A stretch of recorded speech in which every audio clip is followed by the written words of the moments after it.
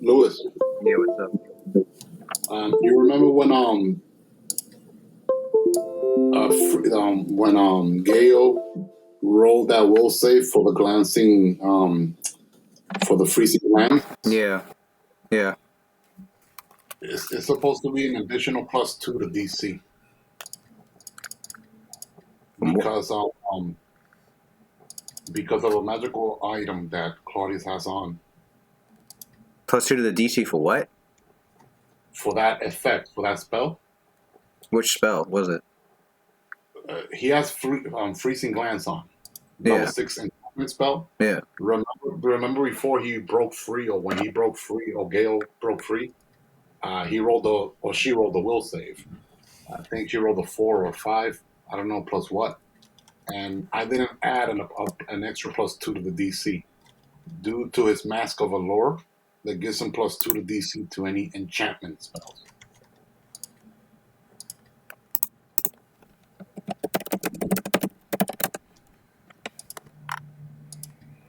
It's the equipment slot is face. Look at the face equipment.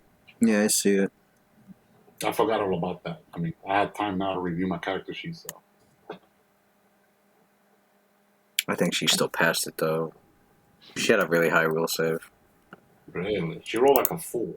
She had like, let me check. She had like +28 or some shit. +28? Huh. I gotta check. A warrior with a +28 will save? What the fuck? She was a barbarian. She was raging. They get a bonus to will save. Mm. And then she has like an extra bonus against magic anyway, or something like that. Because she's built to be anti-magic. Got it.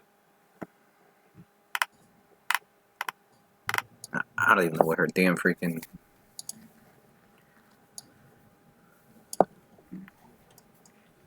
Or her freaking... How long ago was that? It wasn't that long ago. It's like you see what Sino rolled. Yeah, that's what I'm trying to find. It's right above when Sino rolled two double 10s. The green dies there. Gale roll, it says 5, or it could have been the 4 above. I don't know, because you did 2 will save. One is DC 4, and one is 4, one is 5. And the DC for it should have been, instead of 26, it should have been 28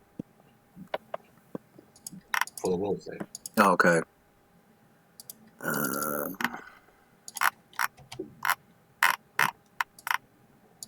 Okay, there it is. So the DC should have been 28 instead of 26.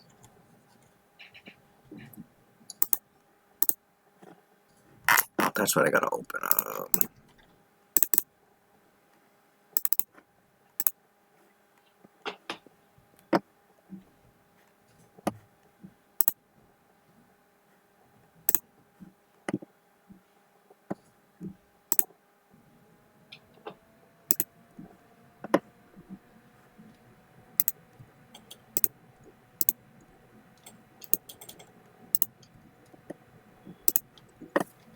Alright.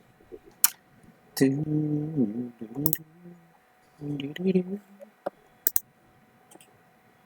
don't even see Matt anymore. This guy disappeared. I don't see him either. Let me hit reconnect.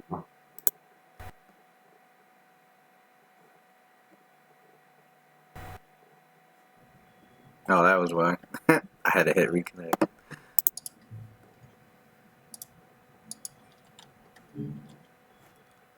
Okay, I was trying to open up. Go. Go. Go. Did I? Oh, no, wait, I have it here, I think.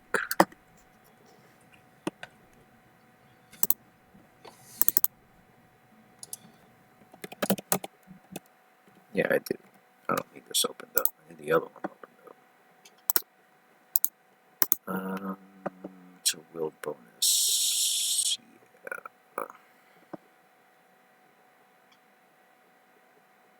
You said it was enchantment? Correct. Freezing glances from the School of Enchantment.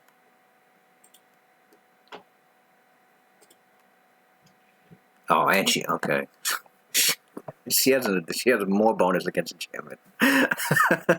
Really? Yeah, I don't even know where it's from, but I know she has something here that gave it to her. That's impressive though. Plus 20 something a will save on a barbarian. It's normally 16, but when she's raging, it's 21, 25 versus enchantments, and then she has an additional +1, so it's plus 26. She has an additional +1 to will against spells, spell-like abilities, and supernatural abilities. He's a specialist against enchanters then. Just magic in general. She is anti-magic. She will rage and burst through a lot of things. She got tired of magic trying to change the game in every battle. She's like, no, I'm gonna change the game. We haven't really seen her shine because we always take her out like in the beginning and shit. She always gets done in by some. Are we gonna go for a 3 for 3? We'll see. She gets done in by something she should easily be fighting against, but I'll roll like a 1 or some shit. Because I think that's what happened the last 2 times. I was like, how is this happening to her? She needs something to like have a reroll. Well, she does, but it's only on will saves. Mm.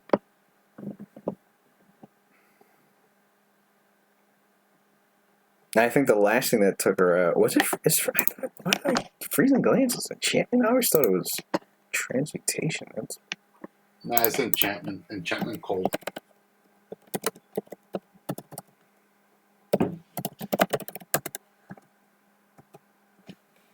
Enchantment cold.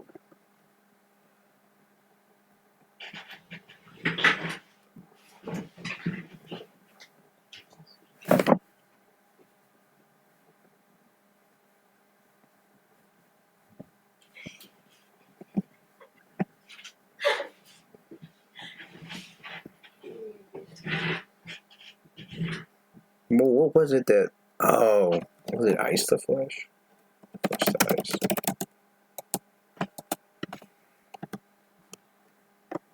What?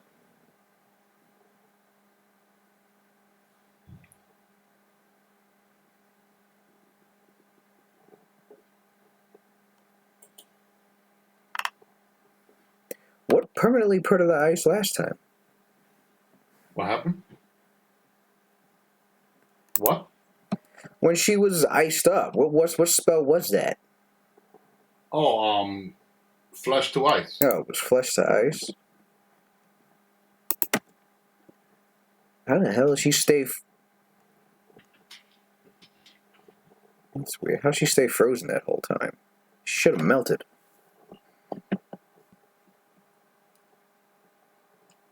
Well,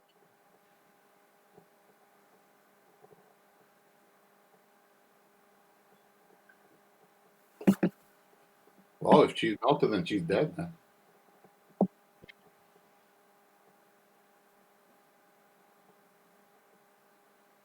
Unless we were like deep underground in the mountain, right? Maybe it wasn't hot. I don't know. That's really. well, she didn't fully melt when you guys got to her, but you would have had to have kept her on ice. I thought she was frozen before that. No, what was it? What was it last time where she couldn't?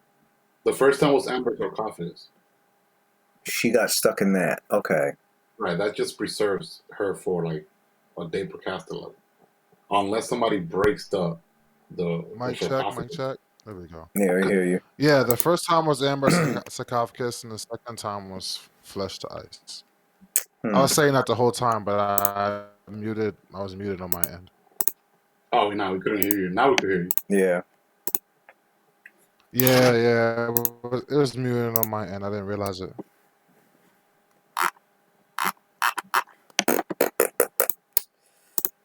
So she melted pretty much. She can melt. Where did I read? I remember looking something up and going, so is she frozen? Does she not melt? And I think we were all talking about it, and we were like, oh, I guess she's just ice and doesn't melt.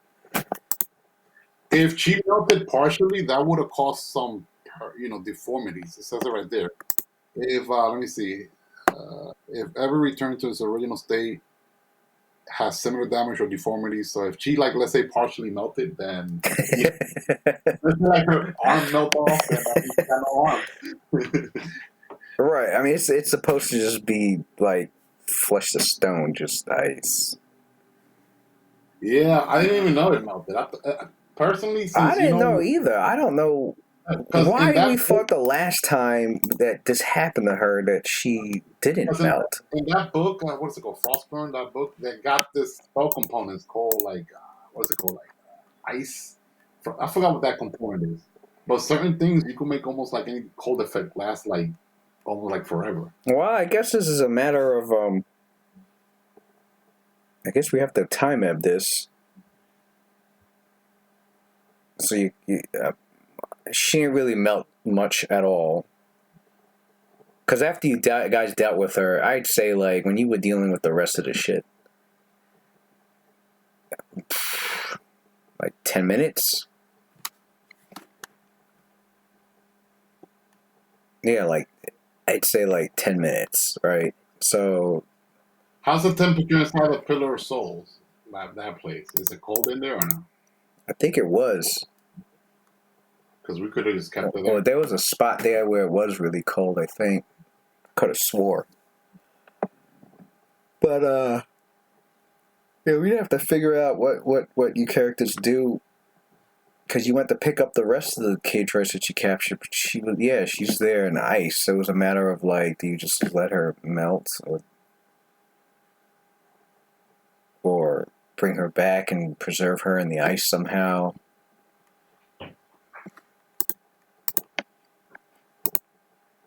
See, I never gave it a thought, because I remember... We teleport other Icewind randomly up there somewhere. Frozen tundra. I remember... Somebody will stumble upon her, Was it Spell Compendium? What book was it in? Was it like Wolfguard? One of those people? No, it was Frostburn. So why did I think it was permanent? Because some spells in Frostburn are permanent, or almost permanent. They last a long time. I think you need like a special spell component from that book. I think it's called, I don't know. Forgot. Yeah, subject along with its gear turn into a mindless inert ice sculpture. And if the sculpture is broken, melted, or damaged.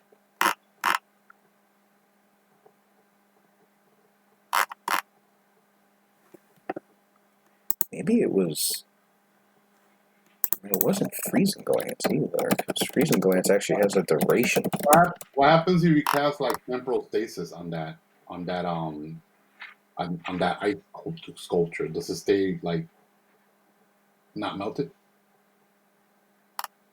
Does what? What if like the spell temporal stasis is cast on her while she's on ice form? Does it preserve it or not? I would think so. I think Mirstone has that spell.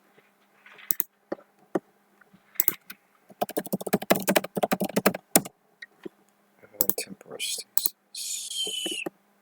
Hey, where'd Matt go? Let me refresh.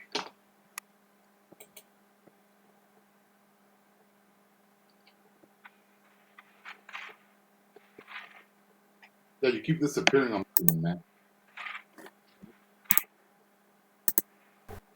Could be I gotta apologize ahead of time. probably the connection. Yeah, it's Wi-Fi from days in, so it's not good quality. Right, at least you're connected though. Something is better than nothing. Yeah. No, he doesn't have that spell. Oh, all right. Oh. Yeah, but I think it would work. She's still considered a creature, and she's.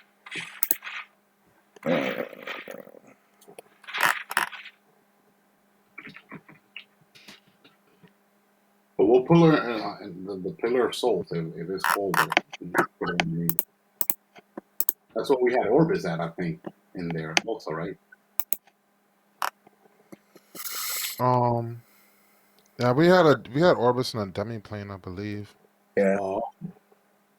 So we could go the Pillar of Soul. That since I mean a necromancer used to run that place, undead. It's probably someplace in there that's cold.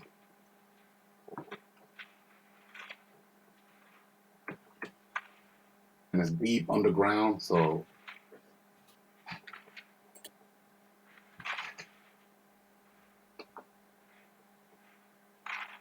because I don't have that spell Tempest, so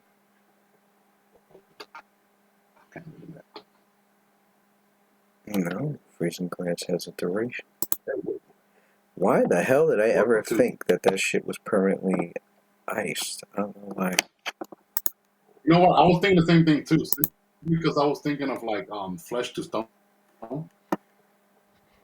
So those same spells. Man,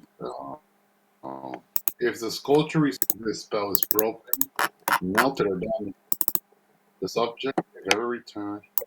When they say melted, do they mean that you have to go out of your way and melt it, or it naturally can melt? That's what I'm wondering. Melted. And I would think that unless it specifies that it works like directly like flesh to stone, that it's not permanent. Mm-hmm. But then again, the question is like, expect you to come up with a rate of how fast it would melt But on your own. and then it says there also, like if somebody casts a death watch spell on the sculpture, it basically registers they're alive. Not like they turn into they turn into ice, but they're still technically alive.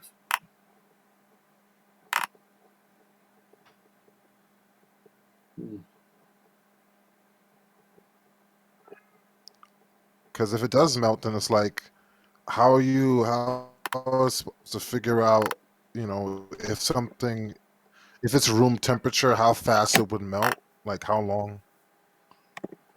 How would a DM even figure that out?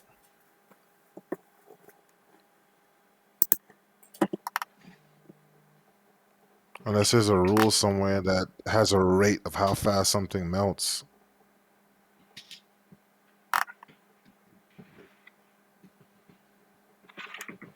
I guess you just make it up on your own. Yeah, just make something up, rules, and just roll. We don't have to like overthink things. Just make anything up. No. Either choose, natural, natural laws. Hey, it melts normally, or just deem it. Oh, it's magical ice. It stays, permanent, unless you use like a freaking fireball. Yeah. It says melts. Then it melts. That means it can melt. Damn. That's basically a death spell, right? Pretty much. I mean, it's the same as flesh to stone. It's flesh to stone. Stone doesn't melt. Stone don't melt. You can break it. Yeah, but exactly. I mean, somebody could break it on purpose. It's almost like a save or die. It is a save versus death, pretty much. Yeah, since the fucking ice can melt, then ice melts at a rate of like the outside melts first before the inside, and top to bottom. So I wouldn't make it permanent simply because it's just like a level 5 spell.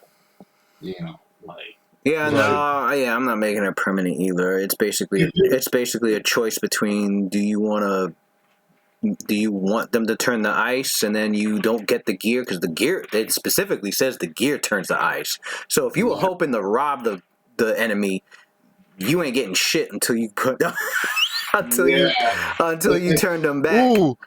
So the matter is this, Louis. How does that work against items like artifacts? that has destruction. Well, it says Because flesh. It has, yeah, but if they had an I artifact mean, on them, it's considered their equipment. Yeah, doesn't it and says so if somewhere you in the rules? Well, the artifact would just.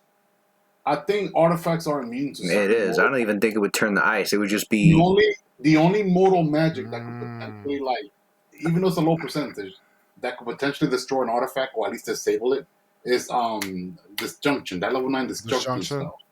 got Right. you. But Okay. anything below Well, that even doesn't, that has a percentage. it has a percentage, right? It might not even work. But anything below that level of spell doesn't really Mm-hmm. affect an artifact. Oh, okay. I was about to say, it's damn, that's a way around that whole fucking situation Mhm. thing, man. Yeah, nah, you would just. It would just be an ice statue wearing a fucking artifact. Pretty much. Yeah, that's the only thing That'd that be would be dope, though. That's a yeah. dope look. Be So, like, the like, armor yeah, didn't for turn real. to ice. They're like, wait a second. No, I bet Start if we were breaking to the ice down. Let me get this shit. I bet if we were to turn if we were to turn Like, on fuck the Minster rest of the into gear. I ice, got an artifact watch sitting a whole here. bunch of items not turn to ice, man. Yeah, it's crazy.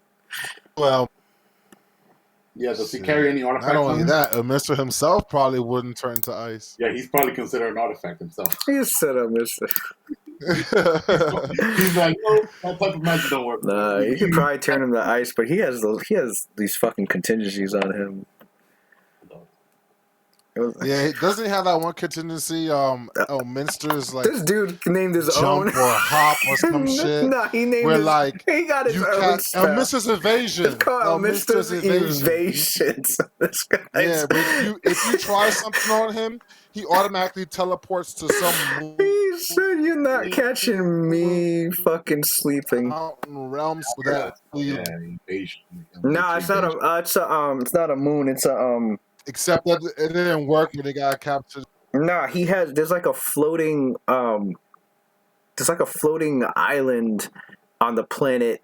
What planet was the name of the planet? It starts with a. It starts with an A or something. It's a planet. I know they say there's like Aarakocra living on there, and there's a green. I think there's like some green dragon that's living there too, but it's like a floating like tower on an island. I don't know. It's kind of like orbits the fucking planet. Well, I think it's in the skies. I forgot what it was, but like he gets teleported there. This guy gets teleported to another fucking planet. Like, you're not catching me sleeping. Nope. Ain't nobody fucking with me. You ain't killing me that easy. That's why you can't be trying to kill him. I think it takes into a. I forgot how the spell even works, but it's like it's supposed to prevent him from dying. I think Manchun succeeded though a few times. Manchun finally fucking. Well, I guess they're all Manchuns since they're fucking clones, but Manchun, yeah, finally killed him, sort of. Like he killed him. I don't know how. I guess he must have dispelled every fucking contingency he had on it. I mean, it's Manchun. He's got plenty of time to find. Plenty of time and plenty of clones to fuck. Be like, alright, I got something. I'm gonna use this shit, and all your abjurations are gone. How many clones does he have? At one point, but right before the time of troubles, this guy had like 24 clones, and they all woke up and started killing each other. Some of them turned into vampires. I think it was it was right after. Was it after the time of troubles? Yeah, it was after the time of troubles when magic was going crazy. Yeah, all his clones, and I mean, it's not supposed to happen, but it was magic going crazy. All his clones woke up at the same time. They all started killing each other.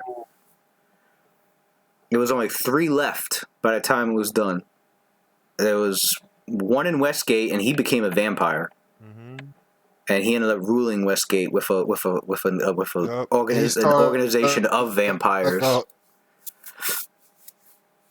The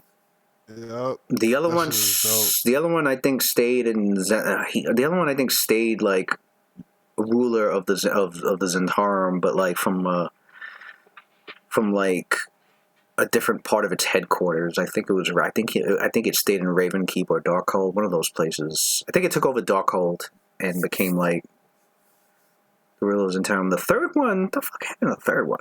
I can't remember what happened to the third one. But yeah, there was 3 of them left. Mm-hmm. But one of them, yeah, it was a novel that came out some years ago. It was actually called Elminster Dies. That's the name of the fucking novel. But he got killed in it by Manchun, but like Elminster didn't really end up dying. He somehow managed to like coalesce his spirit inside of a drow elf and technically possess the elf. I don't know the details. I just know like his essence ended up inside of a drow elf, and he eventually came back to life. I'm like, this cheesy ass motherfucker. It was like his body dispersed into like these magical particles or some crazy shit like that. I'm sitting here like, this guy is never fucking dying. This guy got the plot armor of fucking ages. Elminster's plot armor. That's what his fucking next spell should just be called. Minster Dies. All right, technically, I didn't really read it. I heard it through audio book. He contacted his daughter because he gave his daughter this amulet, and so the book actually centers on his daughter that goes on an adventure to get him resurrected.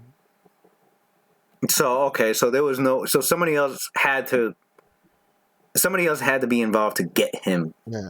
Okay, I thought it was like. Yeah, I thought it was like he was like, I don't know. I thought it was like in this drow elf for a while, and then I thought he somehow got himself back, but so somebody else, so his daughter had to resurrect him. He dies, but his spirit inhabited this amulet. But his daughter didn't have the amulet. He had to get Mistra to send her a message, and she had to go on like a quest to get the amulet. Once they have the amulet. So he had a contingency to keep his soul secure, but needed a way for it to like be free, and so he can actually be resurrected. Okay. Contingency. These wizards they dying. Louis, I'm reading page 83 of the Frostburn book. Mm-hmm. Of the Frostfell where this spell is from, and in this paragraph it says, let me see. Since objects, structures, and creatures created by Frostfell spells are a combination of cold, ice, and magic, they are not subject to the effects of natural fire and heat. They do not automatically melt in temperatures higher than 32 degrees Fahrenheit. Wait, what are you? These creatures are instead portions. But then again, we're talking about these creations. I thought it was creatures. These creations are instead portions of the elemental planes of air or water that exist in a specific form, and perhaps only temporarily in a different plane. When dismissed, they return to their elemental form of their plane of origin. I don't know if they mean create. What's the name of this book? Page 83, the Frostborn book. Oh, are they talking about a creature or? No, in the chapter of the magic where they got all the spells for that book. Oh, okay. So Frostburn, page 83. Okay, I see it.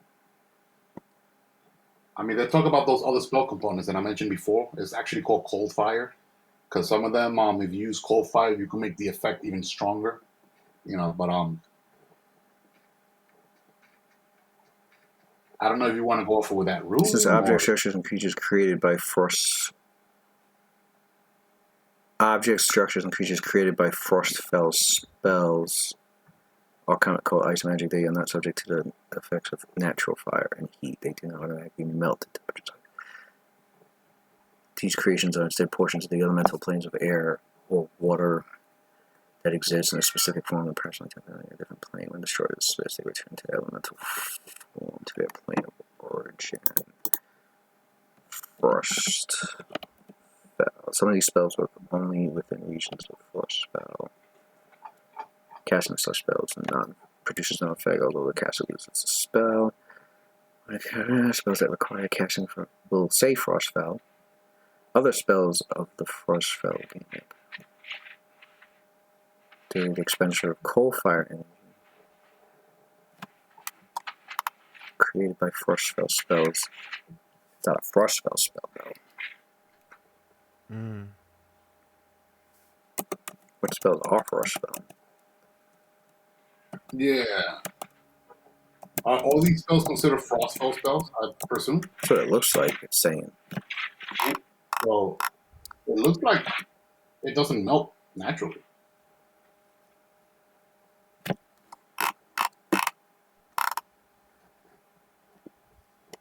Because basically they're saying that creation is actually like from the plane of air and water, pretty much. That's the description they're using. Magic from those two planes.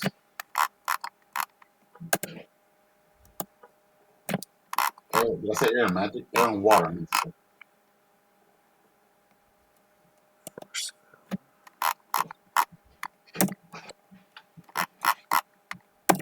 But, whatever you decide, though. I mean, I'll go with whatever makes sense.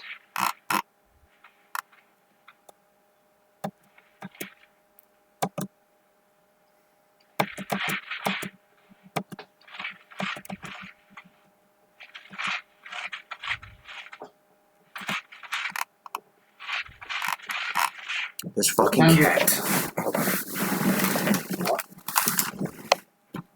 What time does Darren work still? Cat.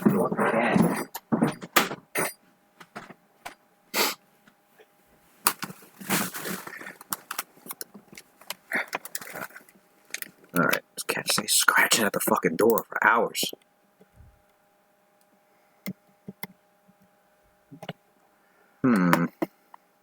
Ice to... Not ice to flesh.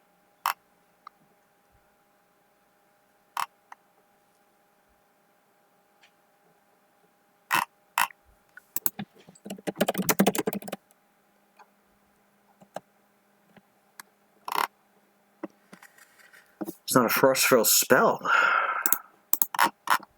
Yeah, because it's saying, alright, some of these spells only work within regions of.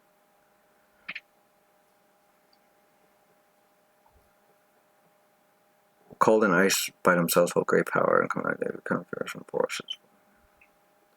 Some of these spells only work within regions of frostfell areas with low temperature, snow or ice.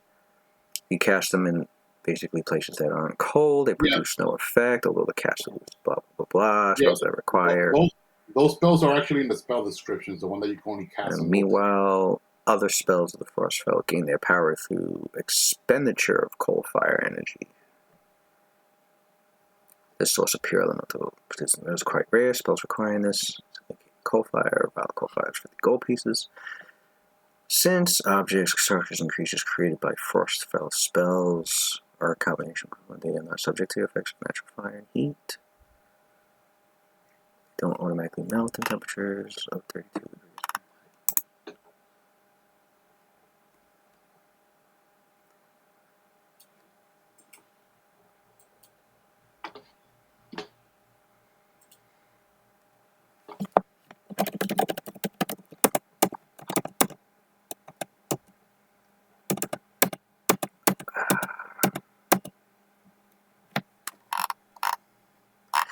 I'm wondering if, like, I'm gonna have it where it doesn't melt naturally. You gotta melt that shit yourself. I'm wondering if, like, flesh to ice, ice to flesh was meant to be a frostfell spell. Like, it was meant to be a spell you can only cast in a cold environment. That would be interesting. And they just forgot.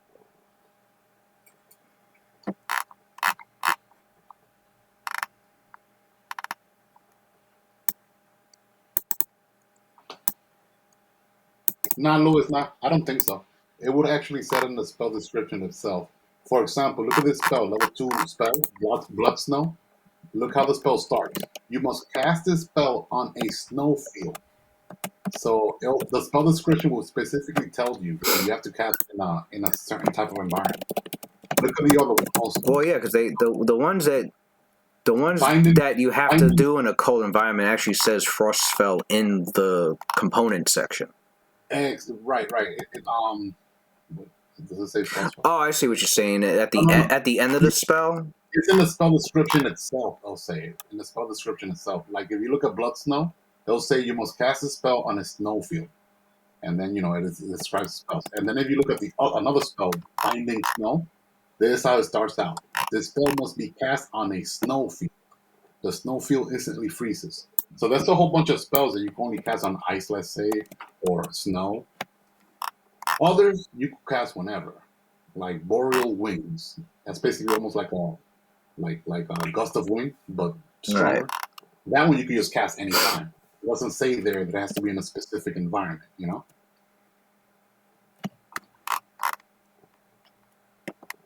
True. So yeah, so I think those that are meant to be cast like in a in a certain condition, like whether below 32°F or snow, it'll say it on the spell description itself. Oh, look at this one for example, Louis. Called Avalanche. It specifically says this spell may only be cast outside. Then it doesn't say anything else besides that. It kind of makes sense. Calling an avalanche. How are you gonna call an avalanche indoors? Makes no sense. And let me see. You probably need snow, probably. Let me see. Immediately call upon an avalanche of ice snow. Ew, small creature making. I see, Lewis, and then in the bottom for that spell called avalanche, this is a good one.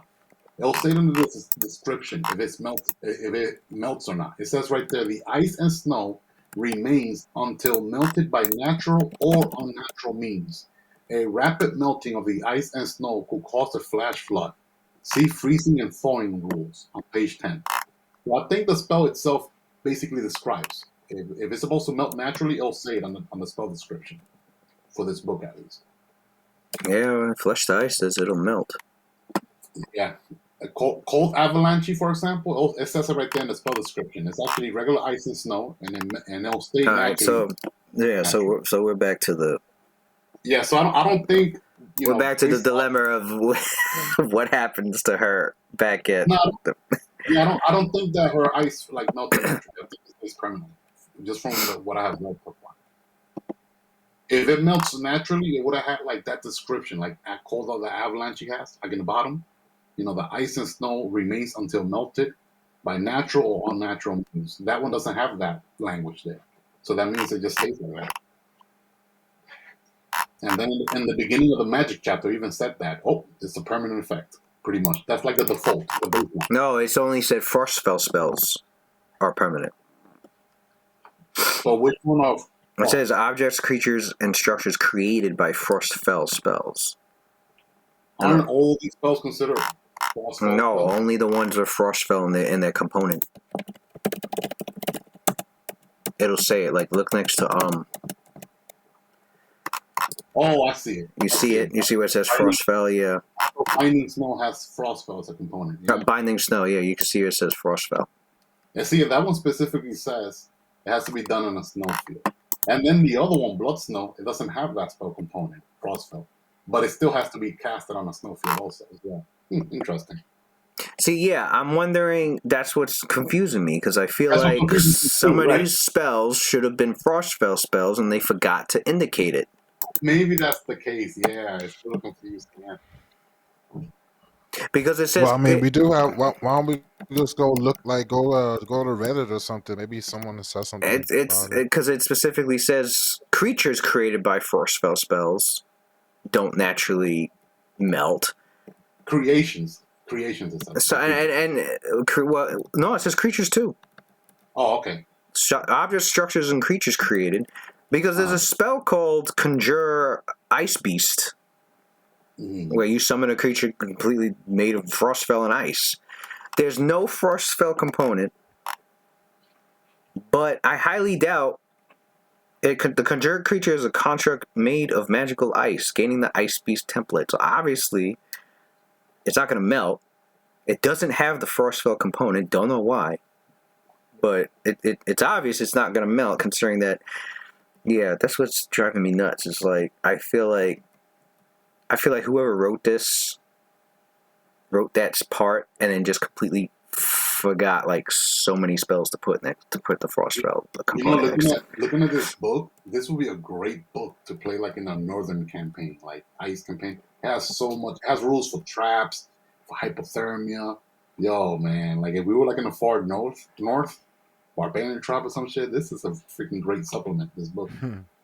Look at all those But then again, if it was a Frostfell spell, you could only cast it in cold areas, which means a lot of these spells probably would never be casted unless it was a cold area. So maybe it was intentional that flesh to ice wasn't a Frostfell spell. Otherwise, you wouldn't have been able to cast it at all. It's the same. Yeah, same with Conjure Ice Beast. You know, they probably want you to be able to conjure it even if you're near a volcano. Right. Otherwise, Claudius would have never learned that spell. It makes no sense being all the way in the Chiltern Peninsula, which is always hot and humid. Right, which means there's not a whole lot of Frostfell. Is that the only one that I see? VSM, I'm trying to see if there's any other ones with the Frostfell component, because I'm not seeing any except for that one. I see one with Cold Fire. Okay, I saw one more. Oh, I see. Okay, Frostfell Slide. I see that one. Crunchy Snow is a level 1 Ranger Druid spell. Well, that one lets you teleport between areas of snow and ice. Of course, you need to cast that in a fucking icy area. Right. Some of them are very self-explanatory. Right. Look at this other one. Hibernal Healing. You absorb slush, snow, and ice to heal yourself. So obviously, yeah. Also, Frostfell. Okay, so it's almost like common sense. Like, right. Like look at this one. It's a level 3 cleric spell only. Defile Snow and Ice. You imbue an area of ice or fallen snow with negative energy. So that means if the area doesn't have ice or fallen snow, then the cleric cannot cast that spell. All on there within the area, gain a +4 profane bonus against turning attempts. In addition, all cold creatures gain spell resistance 15 against fire effects. Nice. There's a lot of great ice, fire, ice type spells over here theme for that type of campaign. Here you go, Raise Ice Forest. So that shit's not gonna melt. You create ice trees in Frostfell regions. They're not gonna naturally melt because it's Frostfell spell and it's a creation spell. Okay. So she's gonna melt.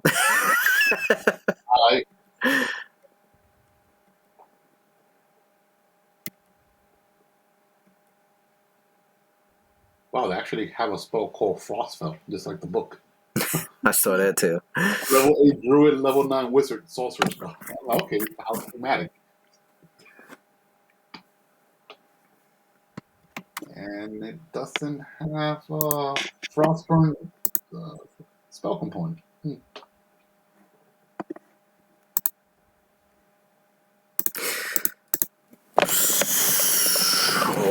Oh, that's what I'm supposed to look up. I'm supposed to be looking up what cold area.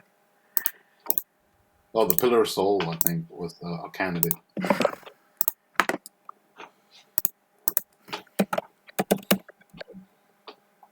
Here we go.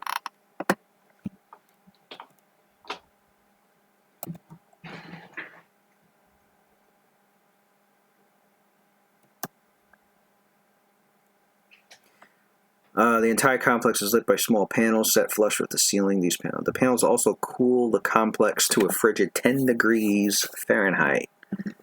So she can be stored there. She can? She can be stored there. Because the entire complex is 10 degrees Fahrenheit. I'm surprised you were able to find that information so fast. It was right at the beginning of the chapter. It was like Karan Corral features. Okay, I'm like, okay, what's the features? The entire complex is lit by small panels set flush with the ceiling. These panels shed a pale blue light, equivalent to a torchlight. The panels also cool the complex to a frigid 10 degrees Fahrenheit. Characters unprepared for such cold. I think everybody had something. I think everybody had like cold resistance on or some shit. We never really bothered checking for it. Anybody unprepared for the cold makes a 42 save every hour. Damn, you never used that rule against us, Louis. You should have. Yeah, I don't even think you guys were there for more than an hour though. So. But if for every hour you make a fortitude save, it would take 1d6 non-lethal damage. We in the freaking jungle. It Ain't was nothing no cold it was here. extreme cold. So yeah, okay. So your characters realize you need to teleport her over there, which is what you do, and you. So yeah. Oh, we know that though. That's like a perfect place to unmelt her. It's just like she gets free. Well, that changes things because now. Shit. Because now. Well, no, not gonna have that. It does change things. No, It no, does no, change. no. It doesn't change. Who's at Karan Corral? Well, okay, hold on. Your character's prepared to unice her. Do you do it there, or did you do it at the temple? I think at the temple, because we did not know that she was gonna, not to meta here. We did not know that she was gonna break through the Forcer cage that easily. That's so true. I don't want to meta. Okay, so we'll have it where she was stored there, and then I guess we'll have it where Mirthon helps teleport. Yeah, we were teleport. going to do it. Teleport over. Yeah.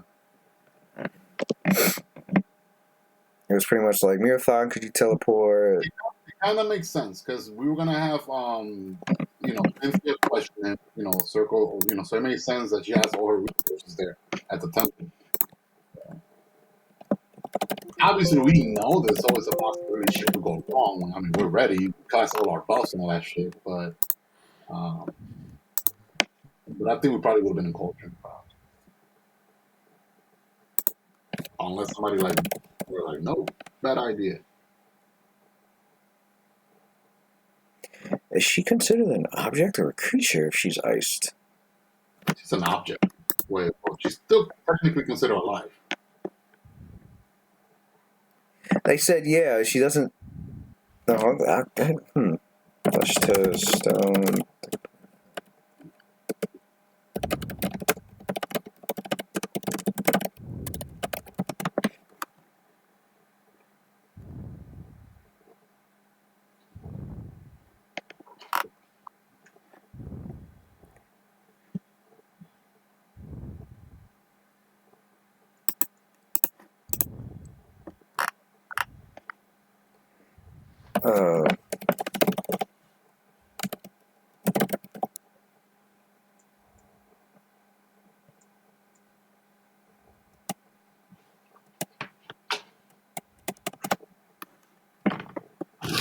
Well, yeah, I guess she'd still be considered a creature.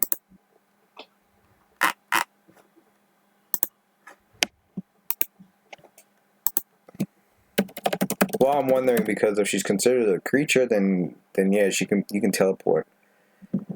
You can teleport her around, but if she's considered an object, teleport only lets you take things you can carry up to your maximum load.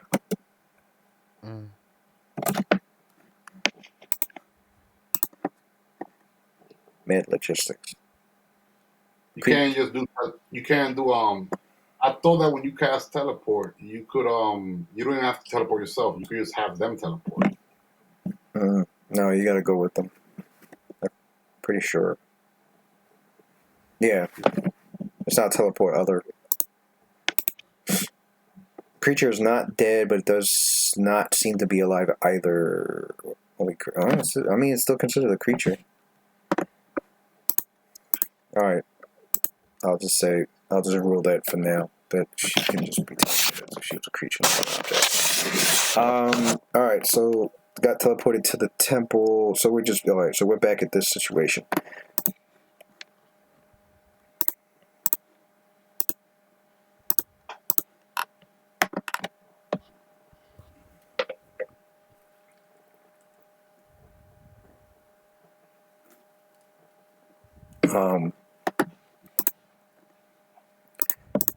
Do I have... Where are the prep spells? Do I have both? Do I have the caster's prep spells? I'll send it to you now.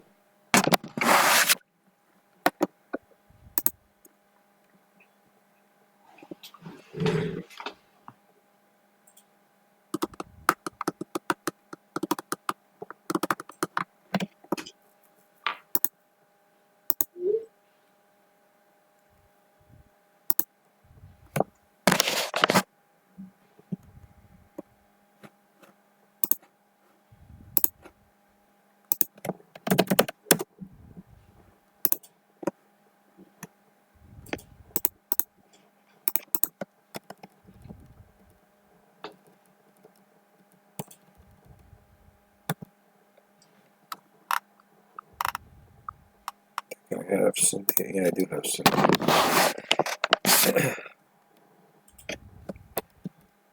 I think I do have. No, I don't. With Cynthia, I had to take off. I had to switch out the Heavenly Lightning because I don't have access um to that spell. So I'm looking it up now.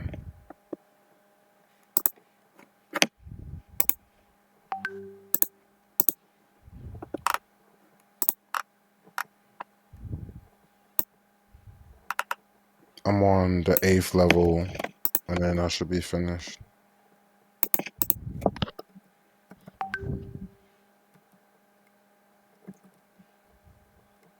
I also put I listed the Beguiler spells that he casted so far already, Lewis, also on the chat. Okay. Does it say, yeah, let me know what spells were casted prior to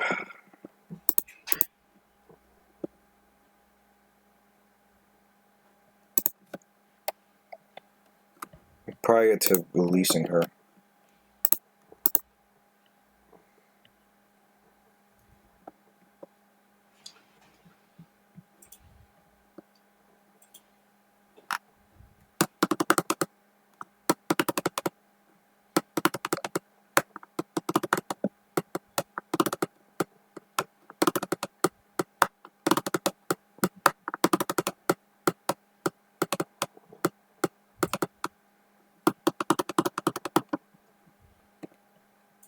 What do you mean, like buff spells? Huh? You mean like buff spells? Yeah, if your characters did that prior. Oh yeah. Oh, I Got see it. It did. Well, I know that Mez's Fist and okay. Claudius casted greater magic weapon on everyone's equipment: shields, swords, fists, elbows, neck, foreheads, pistols, and also greater mighty wallop on Valenum's shield and Messor's fist. I think it's there, and I put a star on myself. That I casted it. Yeah, I see them. Yeah, and what else? It's greater magic weapon. Oh, well, that lasts 28 hours. He cast it the day before. Yeah, I also want to cast a spell on Valenum as well. Hold on, it's another one spell. I would have done that before we even unfrozen. Give me a second. Okay, here it is. Oh wait, that's the other spell. Combat readiness. It gives you cannot be flanked Valenum with combat readiness, and also you get like +6 to initiative. Mm. Oh, I remember that. Well, that pretty much affects everyone else then, because if he can't be flanked at all, and as long as you're axiomatic, you have to flank us all in order to get the bonus. But Valenum can't be flanked. I mean, no one could be flanked. Oh, okay. Well, at least you get +6 to initiative then. Wait, what? No, but the axiomatic quality, the only way you get the flank bonus for flanking one of us is if we're all flanked. But the thing is, now that Claudius made it so that Valenum can't be flanked, since Valenum can't be flanked, then that means like Oh wait. I'm sorry. I take that back. I'm reading the spell now. Sorry, my man. You can be flanked, but they don't get the bonus to hit you. never mind then. So then Yeah. okay. So you know that like +2 bonus or 8 another +4. They can Right. they cannot like get bonuses to hit you. Got you. I thought you made Valenum immune to flanking. No, Because if you sorry. did that, that means it kind of theoretically it works for everybody else who also has an axiomatic quality. My bad. I misspoke. And you get a +6 insight bonus to initiative, right? Yeah. Yeah, initiative check. Yeah. All right, cool. That's dope. Because my ass Oh, and always by the goes way, last. so you guys know, like Mighty Greater Wallop it doesn't last as long no more. It lasts now 1 minute per caster level, so it should be on for a good almost 30 minutes. And it only raises the weapon category only up to like +2, like two size categories now. Mm.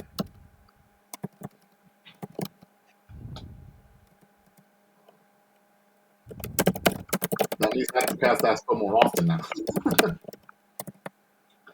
Mm. Before that shit, I cast that shit like the day before. Shit lasts like a mess or like for like days on. Oh, great. Right, Lewis, shit was lasting like forever, man. Jesus. Now I gotta really think about it. I'm like, man, that's taking up resources, like a lot of level 3 slots. Oh yeah. Side note, you also have a name before. You also have a name bullet, Gale, specified with Gale as well. Just so you know.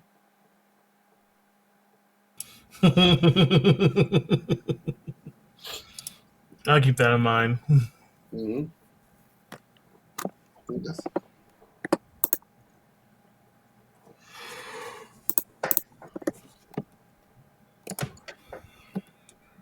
Okay, yeah. Okay, so efficacious perception aids of the Admiral. Combat readiness. Greater Molly Wallop is on Val's shield and Mez's fists.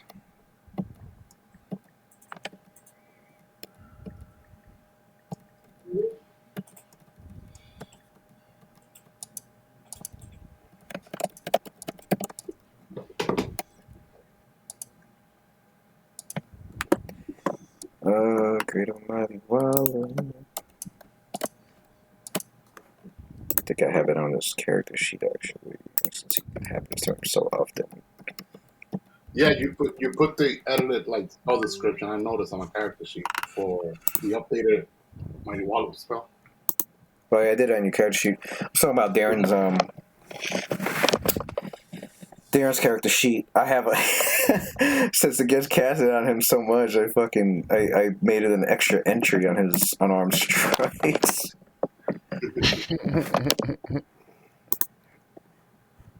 And so plus for Mighty Wallop for Valenian Shield and Mess Fist, it's +2 size increase, and the duration is 28 minutes.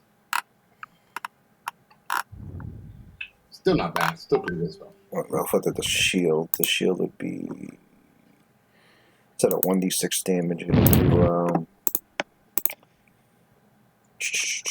weapon size.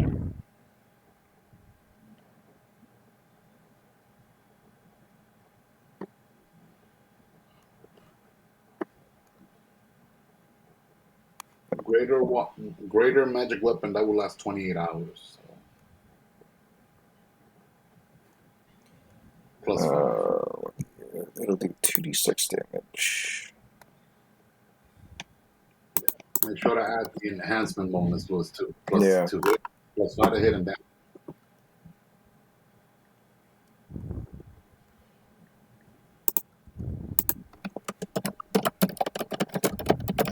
Greater magic weapon. Mighty Wallop. Are Sinos bullets considered bludgeon? Oh, Yeah. Wait. Mighty Wallop, I think it specifically says melee weapon. That's one bludgeoning weapon, yeah. Melee weapon.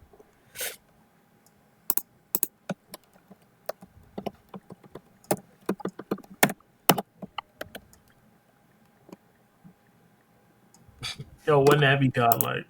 I know. Now they gotta be careful with range weapons because range weapons are pretty. A range character is pretty cheesy, given the right circumstances. If you away like 3, let's say like you were fighting. Oh, damn, that's why I could teleport. Well, let's say like Valenum, right? You're like let's say you're 500 feet away. You will get in at least a good 5-6 round in before like Valenum gets close to you. Unless Valenum could teleport. I'm not sure if he can or not. Valenum, yeah, he could teleport. Okay, never mind. So earlier levels, that would have been the case, I guess. It would have taken him like 10, 20 rounds to get to you. Not anymore. We're like level 20 now and shit, so it's kind of different. Yeah, he could do it with the Blue Duke's boots. Oh yeah, that's true. You had that for a while. That's true. Mm-hmm. Mesra, we already know. This dude, I wonder if he went with the, oh yeah, I got his character sheet here. I wonder if he went with the dimensional agility anchor crap. You know, like dimension door and Oh, still the attack. yeah, his That dimensional is, tree.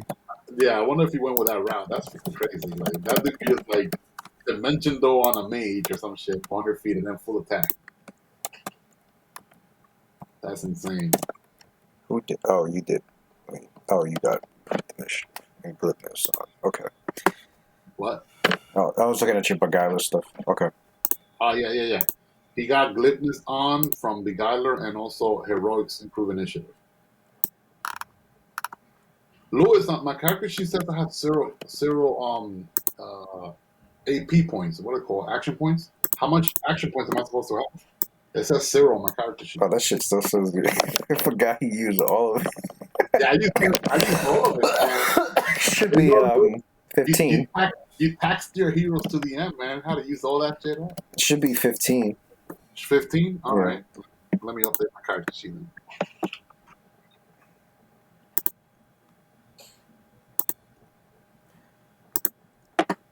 For I'm like, wait, it said what? Did I fix there? Yeah, it fixed there. I think everybody.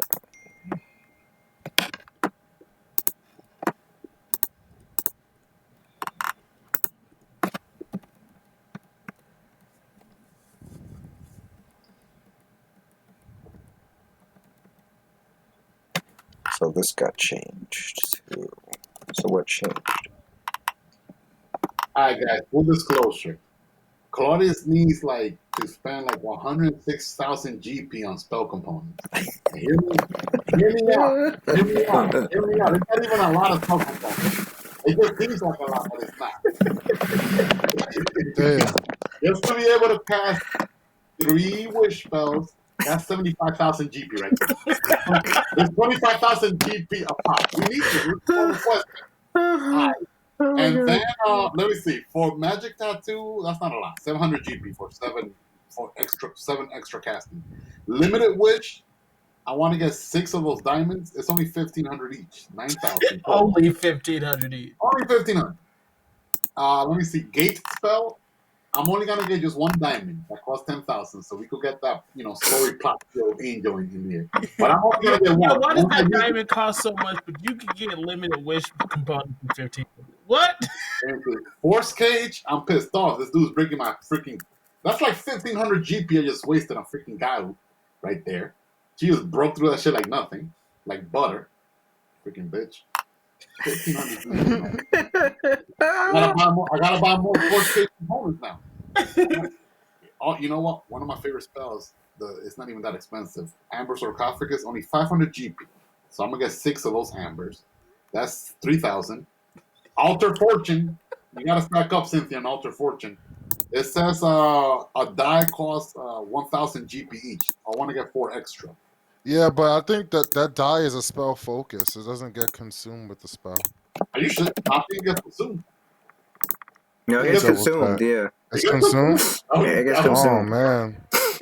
Unless for clerics, you guys don't have to use components because you guys be getting special treatment sometimes. Nah, it's consumed. Nah, you still have to use components. Remember that spell originally had an XP component to it, but since Pathfinder doesn't use. Hey, let's go back to XP, Lewis. I'd rather burn XP. I'd rather burn XP. You'll never get a low. I'll burn XP, especially for my wish spell. Man, that hurts. Like, see, right? It's like 5,000 XP cost, bro. At minimum. One wish spell, 25K. That's insane. I mean, it is a very Let's put it this way. Yeah, I went with the Pathfinder thing of not using XP cost because it wasn't. I mean, it wasn't fair to casters because if you had a caster that casted these spells with XP components or was like the item creator for the group, they would fall behind a lot compared to the rest of their team. I thought the rules was that the higher XP you have, you gain more XP than everyone else relative to everyone else. Isn't that like a rule? Well, it's not a rule. It's more of you get XP based off of your level compared to the challenge rating. So A level 5 fighting a challenge rating 10 is going to get more XP than a challenge rating 8 against. I mean, then a level 8 character gets a challenge rating 10. So yeah, if there's a lower level person in the group, they're gonna end up with more XP. But I mean, they'll catch up, but they're still behind. Like by the time they fully catch up, it'll be quite a few levels, before they actually do. So. So you basically have anyway, to they're just Well, if you're the same level, you're gonna get more XP. It'll still be the same, pretty much. Oh, okay. You could easily fall behind. Well, yeah. I mean, especially like I said, the Pathfinder, their design decision on that, their design reason was, let's not penalize casters. Let's just have it where they need to, spend a lot in components. So instead of losing XP, you're losing like the treasure you're basically sacrificing the treasure that you would gain during the adventure. That's how I see it. It's almost like, you know what, man? Should I get me this shiny new magical Jordans, or should I get me those spell components? I am a wizard first. I gotta get those spell components, otherwise I'm gonna be a gimp. I mean, if you're hiring a wizard to be in your party, you expect them to be able to cast spells, right? Heck, your characters have taken magic items and broke them down for spell components. Yeah, let me fucking break this shit down because I need to be able to cast my spells. I mean, it was magic items you weren't going to use anyway, but like, I'm glad that the gates. But like, a merchant would have been like, I'm gonna take this shit and sell it and get some hard cash for this shit. But you know what I didn't know, Louis? I thought that you needed 10,000 GP to cast Gate, but that's only to summon shit. But just for the teleportation aspect of it, for Gate, you don't need no spell components. I'm like, oh shit, that's great.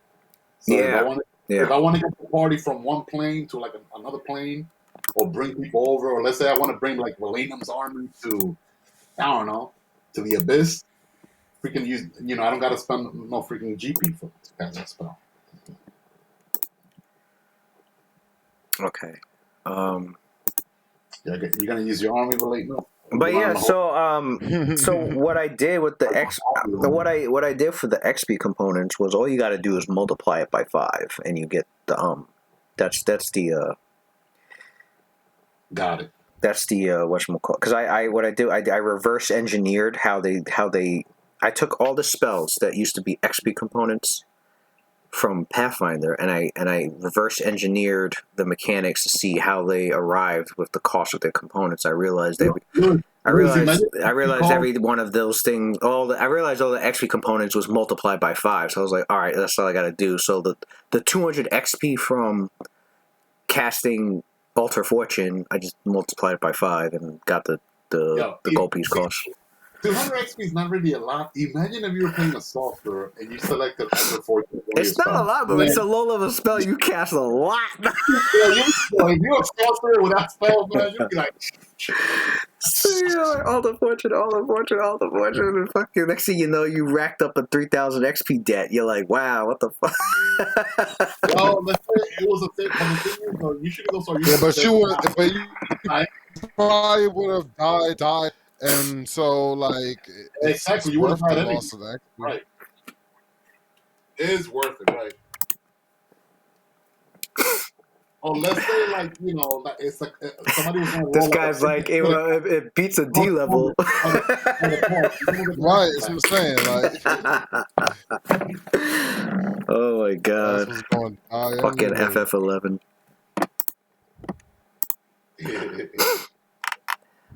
Fuck that shit.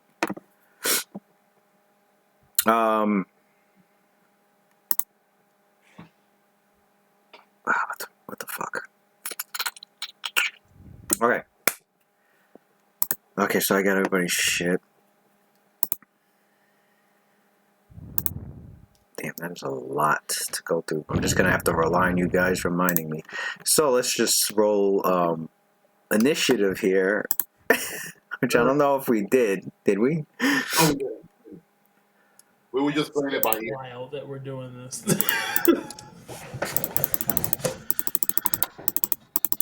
Oh my god, I'm like deleting all these fucking... Jesus.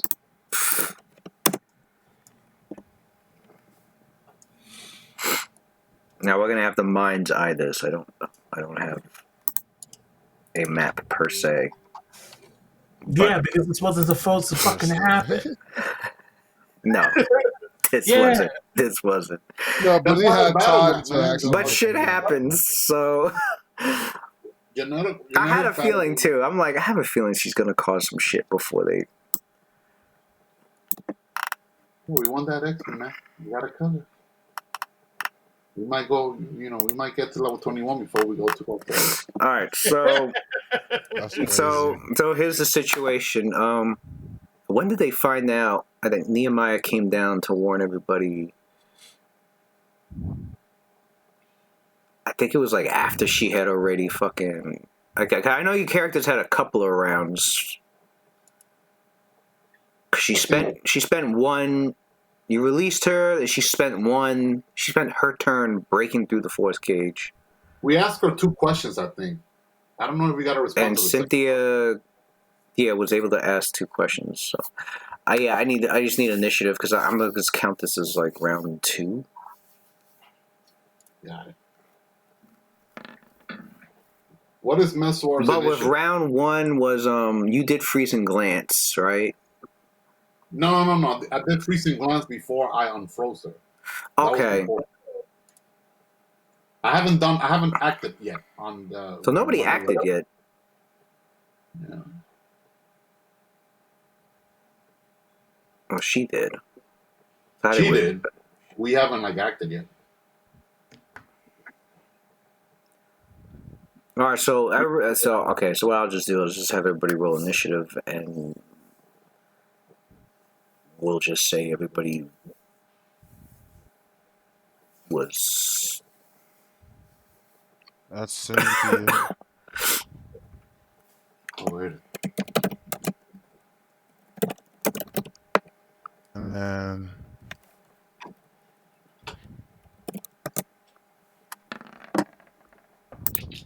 I'm gonna roll Meswar first. Initiative.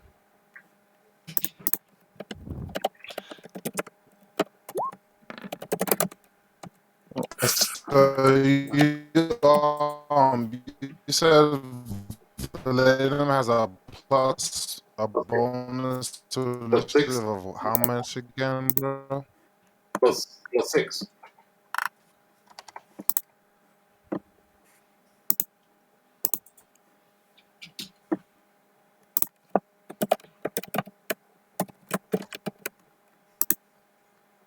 Nice. Let's see what's going on.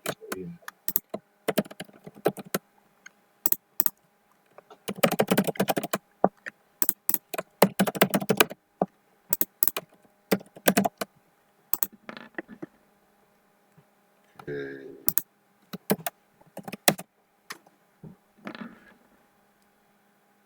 Alright.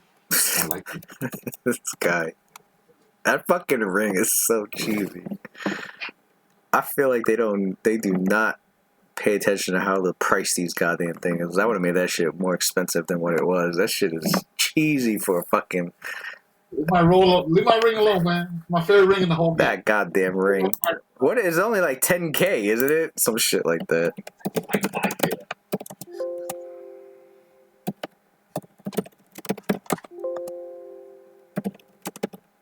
Look at this. Look at that first roll on 2. Nope. He said nope. I'm When gonna you take play with these dice, man, you should really consider probably taking luck pieces or luck spells, the fuck Ring of Anticipation. That's what it was fucking called. That concept you had before. That goddamn ring. That concept you had in mind. Get you dice. Fucking Ring of Anticipation. Yeah, that shit's only 6K. The 6K item. And it gives you +2 to fucking perception. Yeah.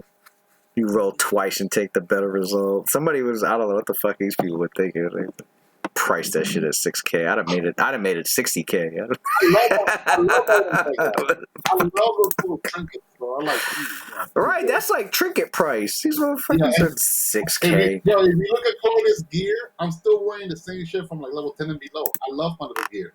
It's still good. A lot of mileage for a thrifty person. And again, they're using the same shit. Oh, this guy cut out. I gotta reconnect. All right, there he goes. No, I was talking about Matt. Oh, I saw. He didn't cut out. No, I didn't cut out at all. It cut out Lou, no, it was my end. I had to reconnect. The character sheet that you have is missing a maneuver that Valadim's replaced. And I could only suspect the reason why is because rather than look at the character sheet that I sent you with what I actually want, you kind of just copied and pasted like from the character sheet you already had. It really pays to kind of like look at the things I send you rather than skim over it. No, I probably just missed the whole replacement thing because I would have just replaced it on my end. Yeah. Gotcha. All right. So what did you replace? It was Burnished Shell. Not Burnished Shell. It was I think it was Golden Commander stance. He doesn't have that anymore. Luckily, I kept a copy of that on my notes. I think he did change it, but I think. Wait.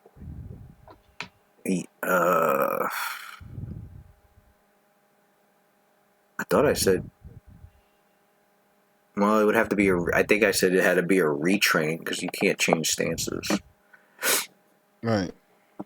You allowed it, which is the only reason why it changed. There's a retrain. Mm-hmm.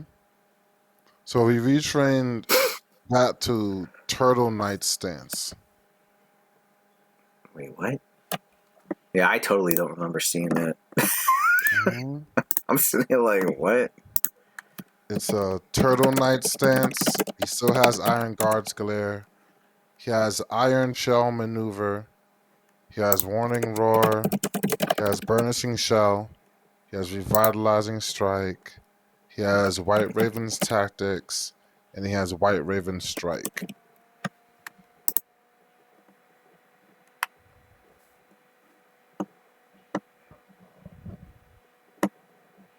Because I opened up the character sheet that you sent me, and I'm like, well, he doesn't have that anymore. That's why you couldn't take it.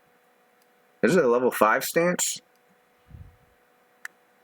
Yeah, but we went over that. You messed up his you have like his level wrong. No, the problem is that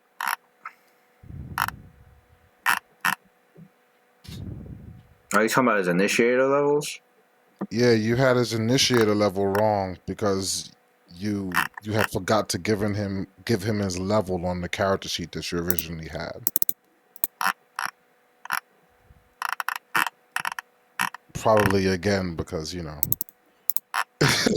it like. Well, no, because it's confusing when you take these Crusader levels, because that's what really matters. I need to know when these levels are taken, because that determines when you get a new stance. Right, but he hasn't taken a Knight level since he picked up Crusader. It's just that you keep forgetting to add his levels on. Just like how I had to like roll his HP late because like I don't know. I guess because we're gaining 2 levels at a time, so maybe it's easy to forget. But Initiator level 12. That's his initiator level. That determines what. That also determines what initiator level maneuvers and stuff that he could take. The problem is his Crusader level. So his initiator level is half of his level, and then you have to add all his Crusader level. So it's half his Knight's level plus his Crusader level, which will give him his initiator level. So half of his Knight level Half of Yeah. his night level is 13. Here's the So round down. No, his cleric level and his night level. So his cleric level, his night level is like 16 total. So half of that, half of 16. Crusader Half of level 16. Crusader level 1 and 2 is when he got his 2 stances. So the problem is when he took those, the level that he took those Crusader levels is going to determine the highest level stance he can take. Right, but the thing about it is he switches that out now, and But he has to be able to qualify for it at the time that he took the Crusader levels. even though he's retraining. We're using the retrain option from Player's Handbook 2 to switch out a stance, but it can't be a stance that he wouldn't have qualified for at the level that he took the stance. Which means, okay, when did he have his first or even second stance? It was when he was level... It was when he was level. It was after his. Let me It see. was when he was Level if he's 11. 16 there. It was level 11. At level 11, the highest level stance you can take would have been 6 plus 3 is 9. Half of that makes it 4 plus 2 is 6. The highest he would have been able to take is 3rd level stance.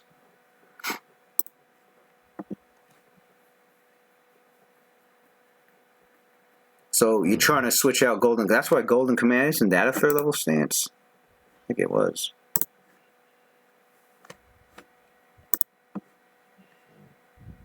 Yeah, it was. It was a 3rd level stance. So you can switch it out, but it has to be a stance. It's 3 or less.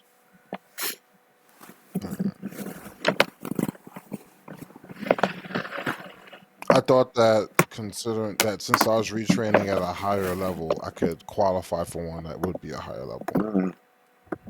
Okay.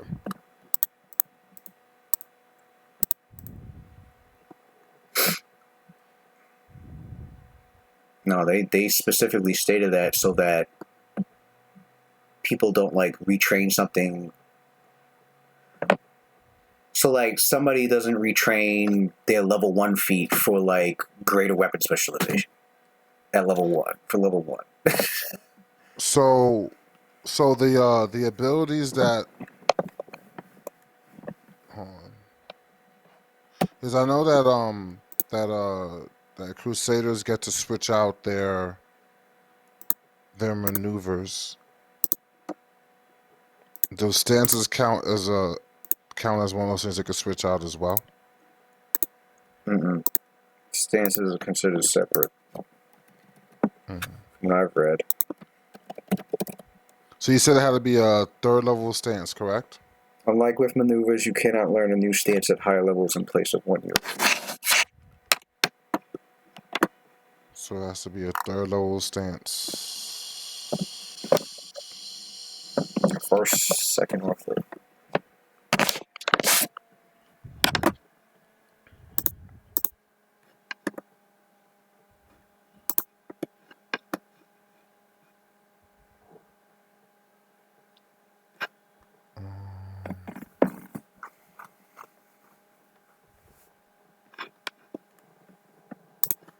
Now the fighter class.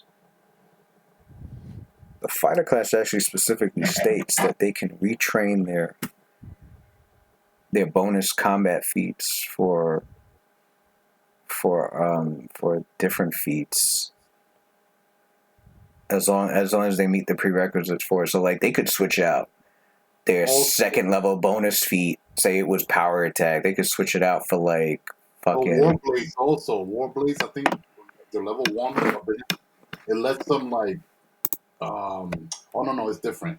What the Warblade does, let's say like you have like weapon specialization and weapon focus on a weapon. Warblade has an ability that you can apply it to like a different weapon instead. Oh yeah, they got that. That's pretty useful. Now I was talking about with fighter with the fighter bonus feats. No, I know what you meant. I Yeah. was confused the two. I'm like, oh no, wait, it was the other So thing. like, I'm trying to think of a high level fucking combat feat for fighters. All right, what is it, weapon mastery? Like if you get to like level 16 fighter and you get your bonus fighter feat. I mean no. So you say you hit like level 16 fighter, whatever. You can retrain your second level fucking bonus feat for like weapon mastery if you have the prerequisites for it. That's like the only class. They specifically said that too. So I was reading fighter and I was reading the bonus feat thing and I was like, and it specifically was like you could switch this out for like any feat. It doesn't have to be like a feat that you would have qualified for at level 2. It could be any feat that you qualify for. So basically, you could trade out your lower level fucking fighter feats for like something high level. They made that better. Yeah. That's what I was saying. I was like, wait, what? Is that regular Pathfinder fighter? That's the Pathfinder fighter, yeah. Shit, I didn't even realize that. Wow. For a while, I didn't realize that either. And then I was reading. I thought when you retrain, you had to be mindful of like that shit. That shit was hidden in there. It was like the last paragraph. I'm looking at this like, wait, what? They made that shit extra versatile.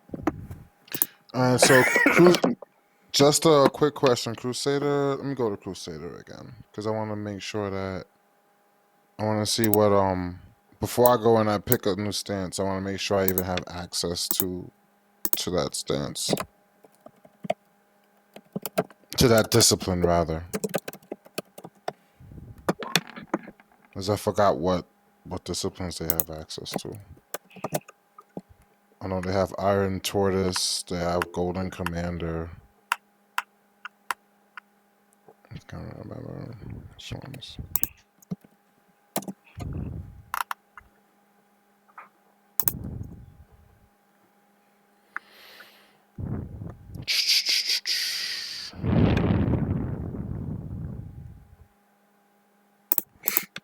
Meanwhile, what's your initiative?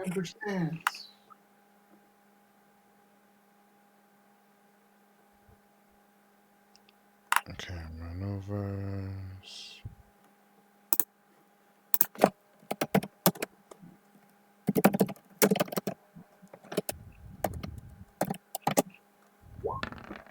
Devoted Spirit, Golden Lion, Iron Tortoise, Stone Dragon, White Raven.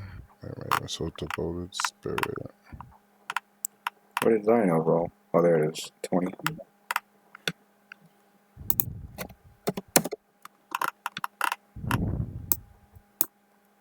Okay.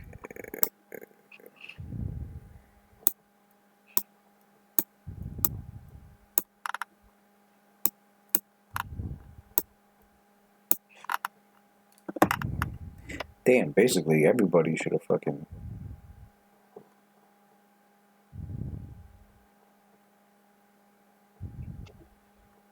Alright, so she broke free. No, she got released. Started raging. I guess I could have it where everybody ready to action. For in case she did break the... Okay, so she broke the force field down. Everybody's initiative is going to be 10.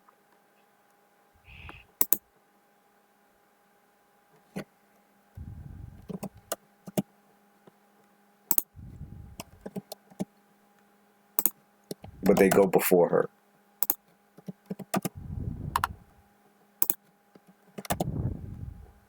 Interesting. I've never seen that before. You all got 10? Devoted Spirit.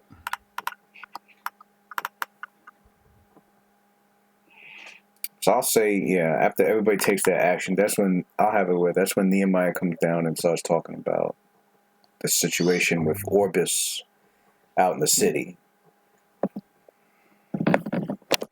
But yeah, so alright, so Claudia's casts a spell. Boom. She's let free. She she's already, she's raging. She charges, she's raging. The group is like, they see that, they knew she was going to attack. Everybody's initiative coincidentally ended up being higher than hers. So everybody there got to ready in action, be like, all right, if she somehow gets out, or, she's basically ready in action to do. But the trigger would be if she gets out, if it's clear that she got out of the force cage somehow. Wouldn't that mean that we cannot take a swift and move action, though? Only the standard action or the trigger or whatever? Don't we miss out on you would miss out on taking any, like if you wanted to take a swift action, that would be considered. Yeah, you would miss out on your swift actions. You could still take your immediates, but you miss out on swift actions. Yeah. So, but what does that mean? That means that then next round that means everybody could take a standard action in reaction to her breaking out the force cage. Is that like a free action though? Is that considered like a free action or no? You could take your free actions. Oh, so like let's say she broke free this round. Then let me make sure we're on the same page. Is that her only action for this round? That's what I meant to say. And then we go for her? Yeah, that would be her only action. She charges.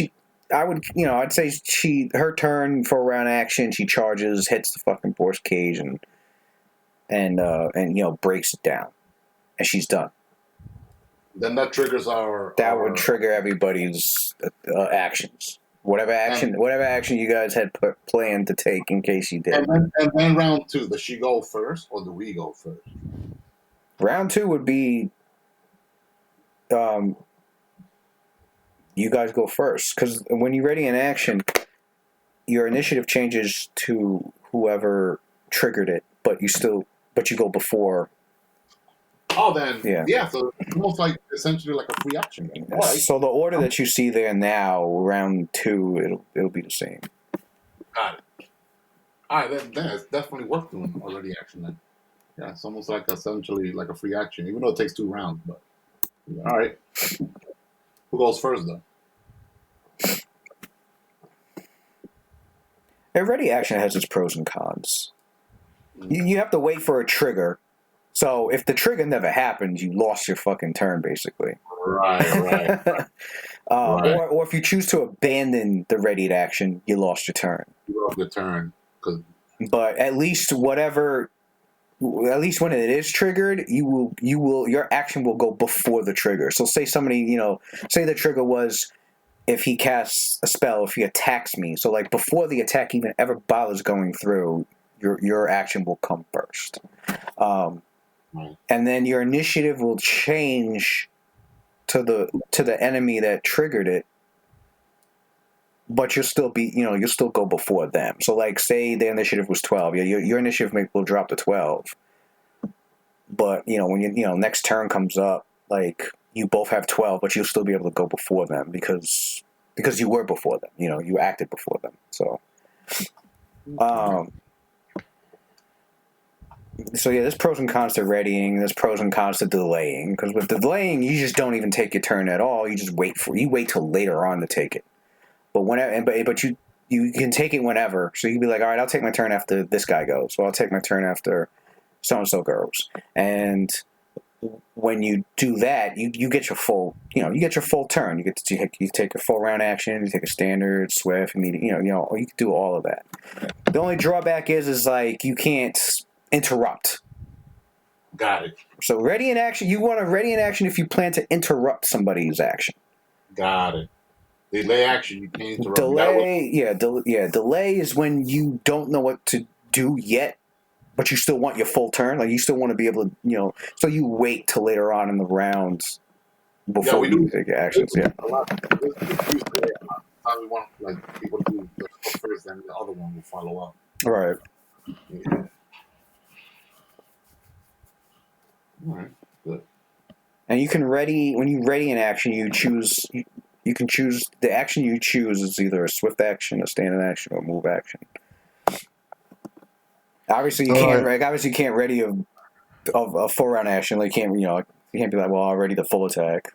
because it's not a standard action. So Can I take the White Raven hero stance? White Raven hero stance. White Raven hero stance. I don't know. We had never heard of that one before. White Raven hero stance. What that do? I don't know why. I've never heard of that one. That's I like the name. for It says while in this stance, you take a -4 penalty to AC, making yourself the obvious target with brave recklessness. In exchange, you become immune to fear effect, and you deal an additional amount of damage equal to half your initiator level. Mindless creatures are immune to this extra damage. As an immediate action, you can drop out of the stance, still taking a -4 penalty to AC until the start of your next turn. What's it called? Doing so allows allies within 60 feet to reroll 1d20 rolls made within 1 round. Where is this from? Did you get it from a website? I just looked up White Raven 3.5 Martial Discipline. Oh, that's not even in the book. You looked up somebody's homebrew. Yeah, I was looking to see on the bottom too. I didn't see anything that said homebrew. So I'm looking through Tome of Battle. I'm like, I don't see this shit anywhere. I was like, that's why I've never heard of it. I was like, White Raven hero.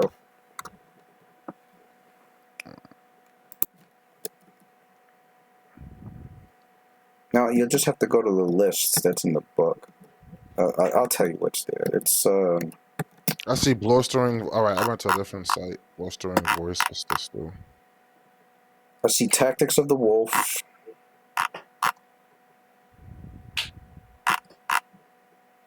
The Wolf Pack. Tactics of the Wolf, bolstering voice, and leading the charge. That's it. For White Raven.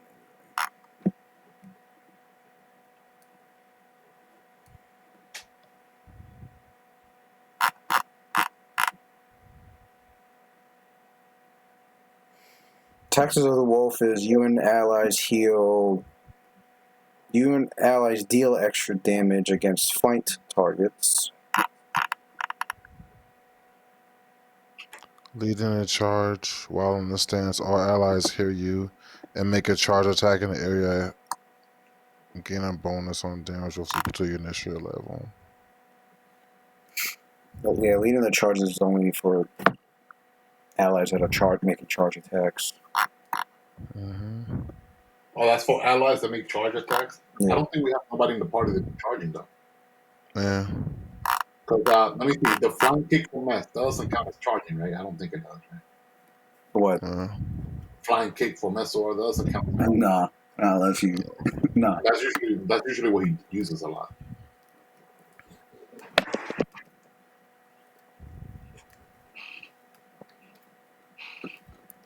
Check out Stone Dragon.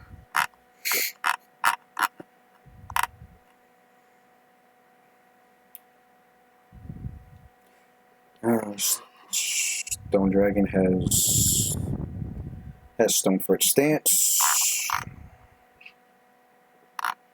and Crushing Weight of the Mountain and Roots of the Mountain. Constrict. Nope.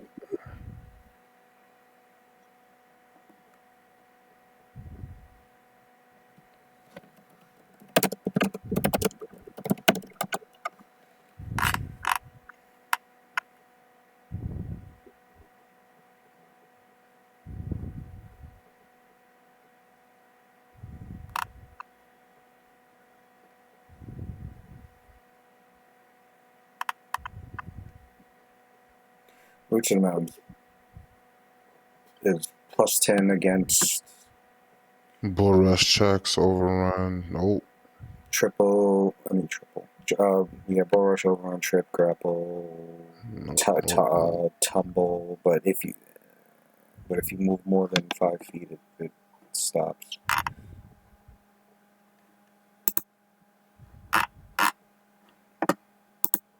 Giant stand, still damage one size category How's it? larger than normal.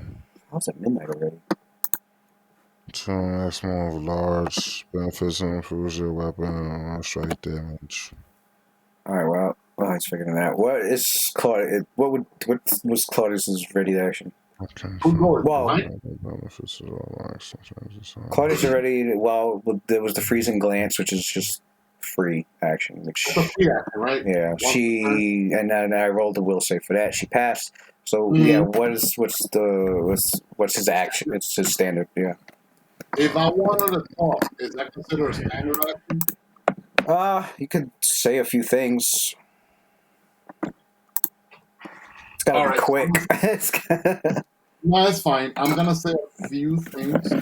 I'll say a few things. If you determine that it's a standard action, then it's a standard action. Well, you said that she's raging, right? Yeah. Does she understand, like, or no? She doesn't. She's like a. She doesn't look like she's gonna listen to reason. Like she's in berserk mode. Like she's frothing at the mouth. Just Also, you won't understand shit then. bloodshot eyes. Like she doesn't look like she's in the mood to like be diplomatic at all. Fuck. Or lie. Okay. Right. That's why the only reason Cynthia was able to get an answer out of her was because the spell forces her to answer. But other than that, Right. Shit. Claudius, look at the Minotaur.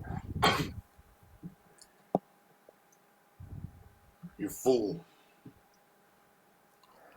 Your allies abandoned you, yet you still fight for them. And then he goes like that. He's lying like petty, you know. And he starts to cast a spell. Oh wait, he's gonna cast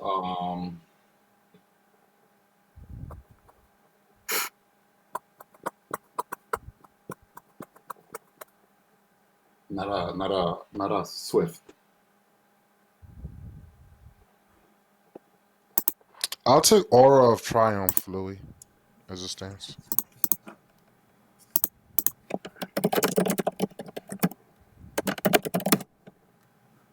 Sorry for interrupting. No, not at all. I'm still thinking.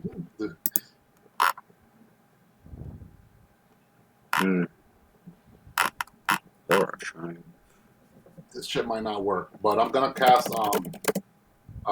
Chain of Light, Lewis. Or of Triumph. It's a level. It's a 6th level stance. Oh, my bad. Sorry. I thought it was in level order.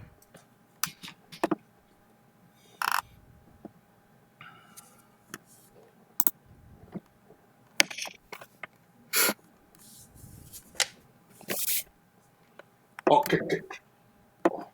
Can I? Before I do anything, how do we look? Are there like any innocent bystanders? No, he said. I don't have the schematics for like. I forgot about that. I mean, because if there's any like bystanders, that would be Claudius' priority. It's in the lower level of the temple. I'm guessing in a. Actually, you do have the schematics. Couldn't I could have sworn I gave you the map. I just want to make sure. No, I do have it. I have it upstairs in the. It's only the Vindicators there, then, right? There's no like bystanders. No, yeah, it's just the Vindicators. Good. So No, there's no bite. I mean, not until she goes up rushes over to the stairs and goes up the stairs. But let me. All right. Is that the only way out the stairs? Wait a minute, isn't she evil? Yeah. She's wearing that ring, so she has to be evil. So, alright. Well, never mind. Because there's spells in place on the temple against evil people. Yeah, just forget it. Just forget it. What were they? She's very. It's written down on the. It's all maps written down on the. I think it's written down on the maps. I gotta go get it. This shit in your character sheet.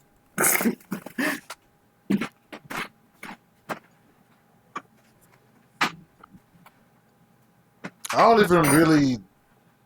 Ugh. This is so unrealistic, though. That's why I'd rather not even do this. Because, like, if it's in the temple, my entire army would be there. Like, this is like kind of like. I thought you had your soldiers there, honest. Because That's what I'm saying. It would be like a complete waste. what I was gonna do was like if there was like any like people like in danger, I was gonna put like a wall of stone in front of them so they don't get like hurt and shit. It's like even with the Water Stones, like it's like 100 something clerics. Like, come on now. Like, this is silly. This is kind of silly. They can all do just level 1 spells, produce flame, Or and shit. or level one. Yeah, a lot of support. Yeah, like it's I don't know, it's kind of tedious. I'd rather just do like the main quest. Unless it was just like Like, unless it because was it's like there's no way. Even if she's Vindicate. level, right? Even if she was epic level, bro. Like for her to face an entire army of clerics and knights by herself, plus the Vindicators, is silly. Like it would be an automatic wipe. I feel. Well, since she's like highly unusually dangerous, maybe you probably don't want to put like your people in danger. You know? Not really, because there's nowhere for them to go. And it's like this is where they live. There's everything. Like maybe we should have like I said, maybe we shouldn't have never like brought her here to begin with. We probably should have done that with the prior soul. Well, I don't want to know that since we already came here. If we didn't know about the ice thing, that melting shit, if we knew that shit, we probably would have done because now it means I would have to like go grab like the army and then like have them all like fight, and then I gotta grab like the Night Order and have them all like fight. It involves like I'd rather not even get my leadership feat involved. Like look what's going on right now. Dudes are unfolding fucking maps. Like let's just let's not do this at the temple. That way we don't even have to like worry about the logistics of that. I'm gonna presume that the late one is probably in front of us, right? I see spiral stairs down. Do we have a basement area? Yeah, that's where the portal is. The last level of the temple is where the portal is. So there's a whole room for that. So where's so where's No, I'm trying to figure out what that's Terim's room. Oh, you got it. What the Hold up, is each square 5 feet? This man's room's that big? This guy got a fucking dining hall. Terim. Shackled, your stepson, right? Yeah. Mm-hmm. The fuck?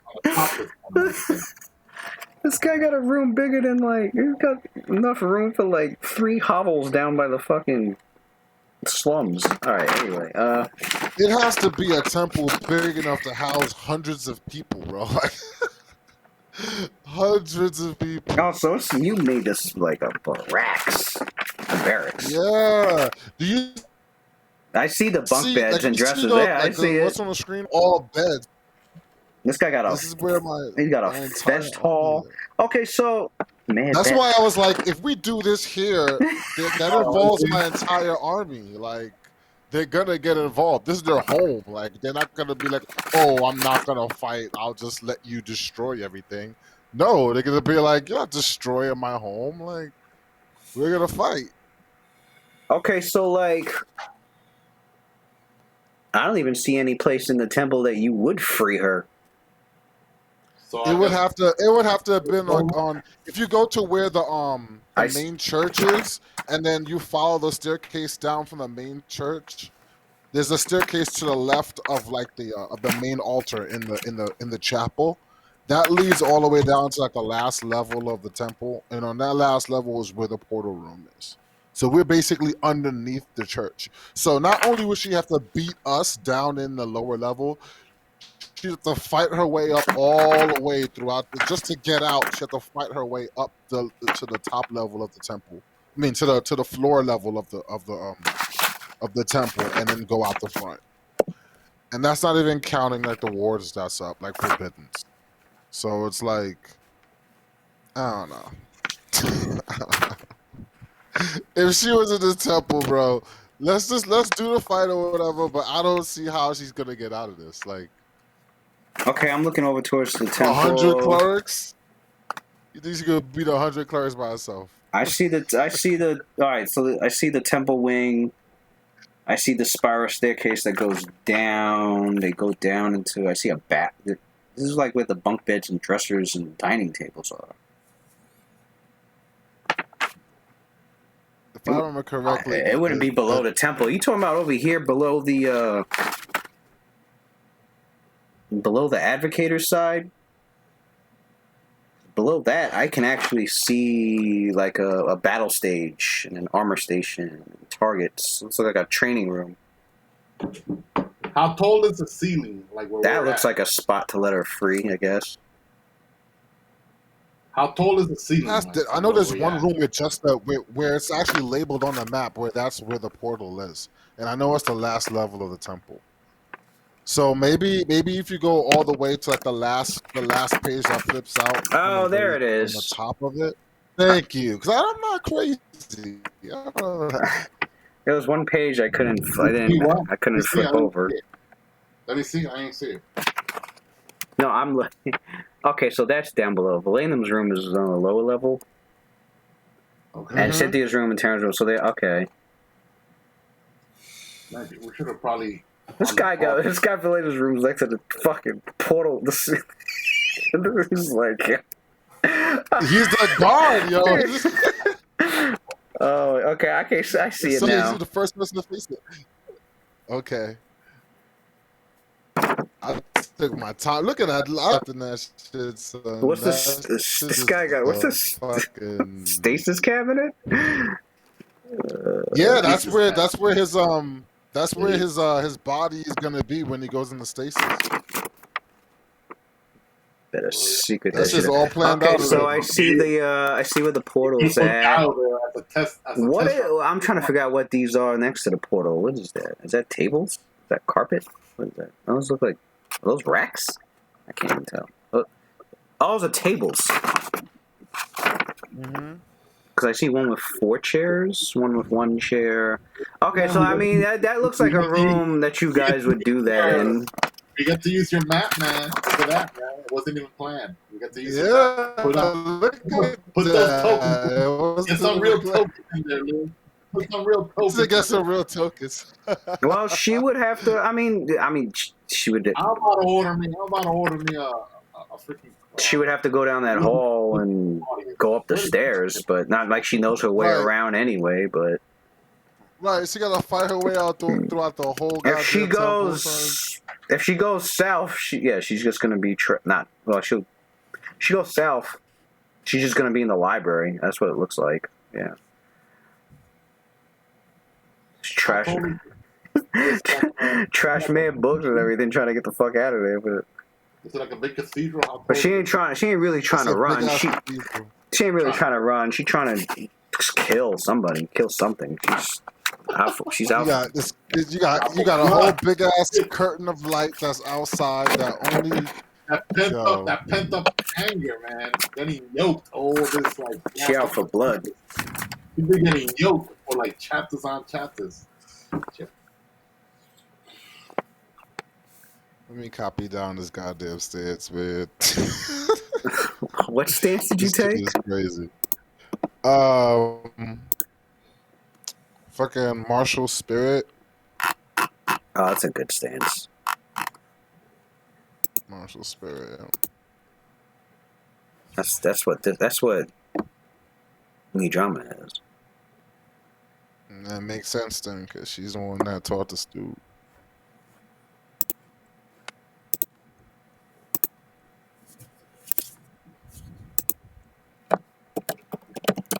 Alright, Louis. So Claudius is casting Chain of Light. Chain of Light. Probably won't work, but Worth a shot.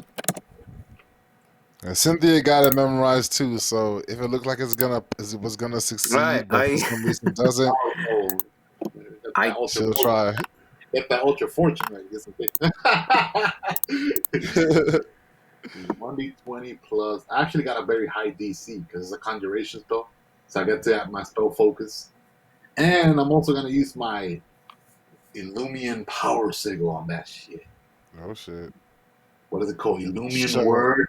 Illumian word. Showing his heritage. Hell yeah! Illumian word non-crow. Another +1 to DC. All right. Roll. All right. Well, keep the base DC. I don't know if you're rolling. I'm gonna roll. So it's +18 then, right, Lewis? 10 because of intelligence. 6 because of the spell. +1 spell focus, and then +1 because of Illumian word non-crowd. So that's +18, right? Yep. All right, here we go. Reflex DC. Chain of right. Man, is that +18? So is it 18 base? Jesus. I mean, not 18. Is it 28 base? Yeah. Oh my god. Ultra fortune ready. Damn. Yeah, gonna need that. Can I do it again? I'm gonna do it. Alta Fortunes doesn't work with. Hold on. And that doesn't work with spells. Not with spell rolls. Let me I see. thought I need D20. Oh, okay, wait. It causes reroll any die roll. Okay, any die. Oh! That's what I was saying. It's D20. There was something. There was something you guys used where it was. You're gonna stack up on more fortune die. They're 1,000 GP a piece. Possibly Darren. Wait, are you? Who's casting? Wait, is Alta Fortune being cast? Hell yeah! Come on. I could be it. No, See that grin he got? Giving his beard. Oh! Grinning his head. Okay. Here Here we it comes, go. watch. Here it Here comes. we go. Like, Wow, man, he got that Halo yoke bitch going on always right now. getting yoked, son. Yo, if she passes that shit, that's it, son. Claudia's teleporting out and doing something else. Whoa, yo! He's leaving. He's like, yo, you guys take care of this. Claudius is out. He's like, yo, okay, this bitch is immune to this shit. I'm out. Okay, so we're casting that. Let me take off a component. Yeah. I should have. Anyway. You have 6. I mean, I didn't get every component purchased yet, but I had originally, let me see, I have it right here. you originally had 6 when I had originally 6 and I wanted to buy 4 more. Did I buy those extra 4 already? I guess not. A die made of diamond. No, I haven't. Yeah, I haven't done any of that yet. All right, so I got 5 left then. Man, diamonds, you're about to. You guys are. I'm telling You guys are lucky you're in the fucking. Claudius is never buying You guys are lucky you're in a You boat. live in a fucking volcano. His wealth is just gonna go to buy. And that half the city's wealth is from mining activities anyway. I know we're like in a Mining diamonds. we're like in a freaking diamond heaven over here, gems heaven, and all these high level spells. It's always some sort of gem or some shit. Powder gem, solid gem, green gem, some crap gem. But that wish gem is freaking insane. Gems, 20, man. 25,000. Shit. Gems are used in magic so much that there's a whole subcategory of magic called gem magic. And There's a Gemino. Oh, I don't know. I don't know how you do with Gemino, man. Gems are very expensive. That reminds me, Gemino must be a huge fan of because some wizards gotta have role models. I feel like Nezram is it might be like his role model because Nezram's huge on gem magic. He's like known. It's that NPC's known for. It's like a famous wizard, and he hasn't been back to his tower for like apparently quite a few centuries. He went plane traveling. Man, that dude been gone for centuries. Right. Right, went plane traveling for centuries. He's known for gem. Like you've seen some of his spells. He's got Nezrim. All his spells and the spells that he makes up are named after gems. Yeah, Sapphire Shield and Emerald Screen. Oh yeah, I've and, seen those before. yeah. It's like Shoot, they have his stats in the third edition. He's got, and one of the feats he has is gem magic. Wait, he can store spells and gems and whatnot. That guy loves fucking gems. He came back recently. He came back recently. And the tower that he had, for here in Toril, his fucking home.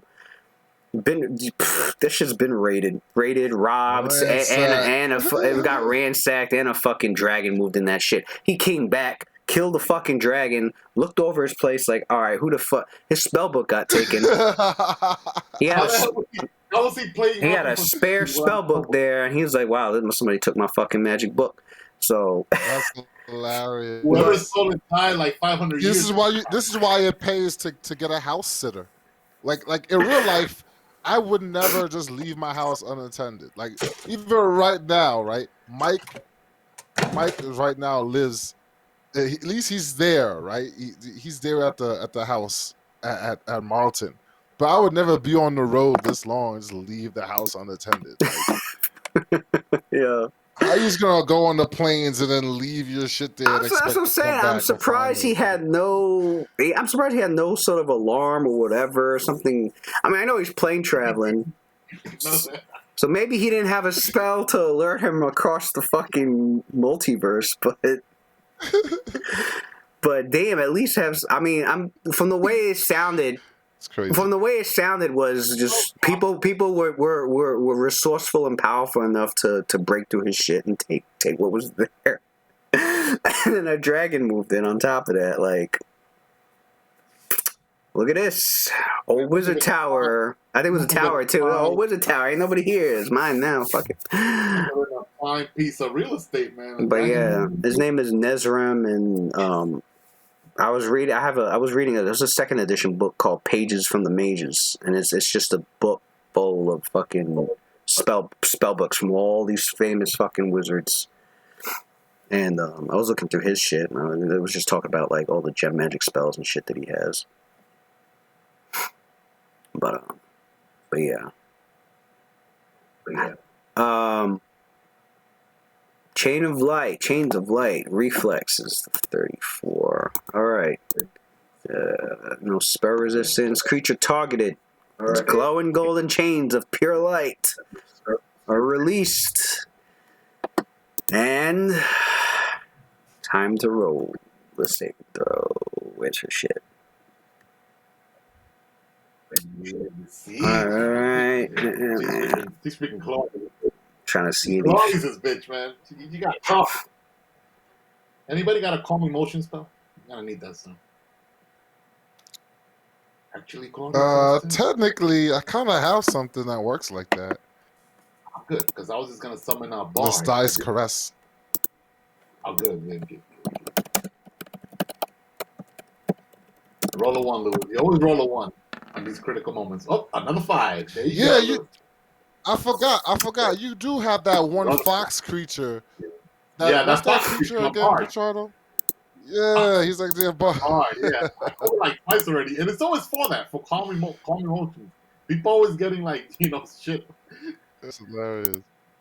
Okay. Oh look, that's not looking good. Man. You rolled a natural 5, guys. Look, you rolled a natural 5. Yeah, I know. Don't worry, yes. Man. We want to be her friend. Clarice actually wants to have a conversation, to be honest. I didn't bump up my bluff enough. Alright? Alright, as an immediate action. Yes. Now the chains are wrapped, they successfully wrap around her very quickly. She tries to like fold out. She tries to brush them off of her. That sword is dangerous. With her with her reflexes, which surprisingly her reflexes were very good, but it wasn't enough. Your magic was stronger and quicker on wrapping itself around her as it maneuvered itself to make sure she was. Now the chains go all around her. Here we go.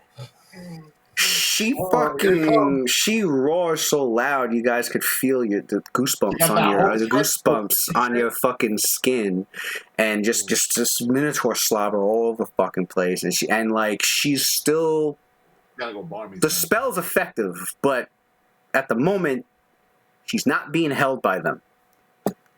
What? She's not being held by the spell. What? I guess it's delaying it.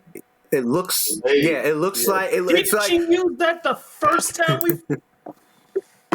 Oh my god! She used that the first time we fought her. Oh, I was not even. It was Matt playing my character that time. I don't remember that. until that's when until then. So probably like one round. I think I know what that ability is. I mean, if I remember correctly, that Ember sarcophagus is still close. Delayed it. Right. It delayed, Did I but think it delayed? it didn't How do work you delay that? out too well. Probably the same way that I would describe it as the sarcophagus. Ring work. For sarcophagus, I'd describe it as like. I would describe it as like it's forming around her, but pieces of it start to like fall off, and then like as it's falling off, it's trying to recompose itself back onto her it does this process over over the next like 5 seconds. That's how she she's like breaking out of it, and it's encapsulating her at the same time. So with Chains of Light, it's the same situation. It's wrapped around her. She should be held immobilized, but there's like she's still taking her actions at the moment as if it wasn't affecting her. Although Claudius is well aware that the spell did take effect and it will hold her in place. She's fighting off the magic with her pure primal rage, giving her. Yeah, it's inevitable, but you gotta respect how she's favored. You gotta respect the fact she's fighting it off for a whole round.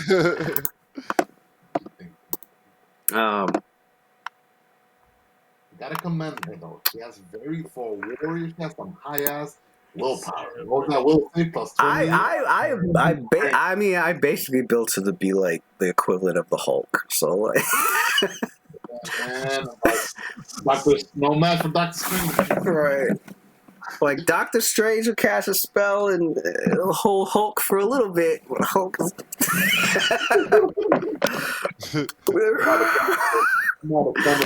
That's when Doctor Strange has to get like fucking has to call forth what the fuck is that starts with a C. Cathode, whatever the fuck that guy's name is. Chthon, yeah. Chthon, that fucking dude. The one that's with Scarlet Witch. Isn't she filled with his power or some shit like that? Yeah, she's a conduit for his power. Yeah. He'd have to call that motherfucker to deal with fucking Hulk. He's Savage Hulk. The Demon Hulk, though? Heart of the World Hulk? Jeez. Demon Hulk just came out. I think he's supposed to be stronger than Worldbreaker. Well, Heart of the Monster Hulk is stronger than Worldbreaker. I think Heart of the Monster Hulk is like the strongest Hulk version that we've seen. Is that the one? Is Heart of the Monster Hulk Demon? Or was that something different? Because Demon Hulk just happened. Like not too long ago. Demon Hulk is different. Like Heart of the Monster Hulk is like he was trapped in this dimension where all he could do is fight. Okay. And he fought to the point where like his gamma energy built up and made him like colossal size. Okay, because Demon Hulk's supposed to be him as basically the avatar of the one below all. Yeah, that's completely different. Yeah. Demon Hulk is like one below all has fucking possessed this guy. Like,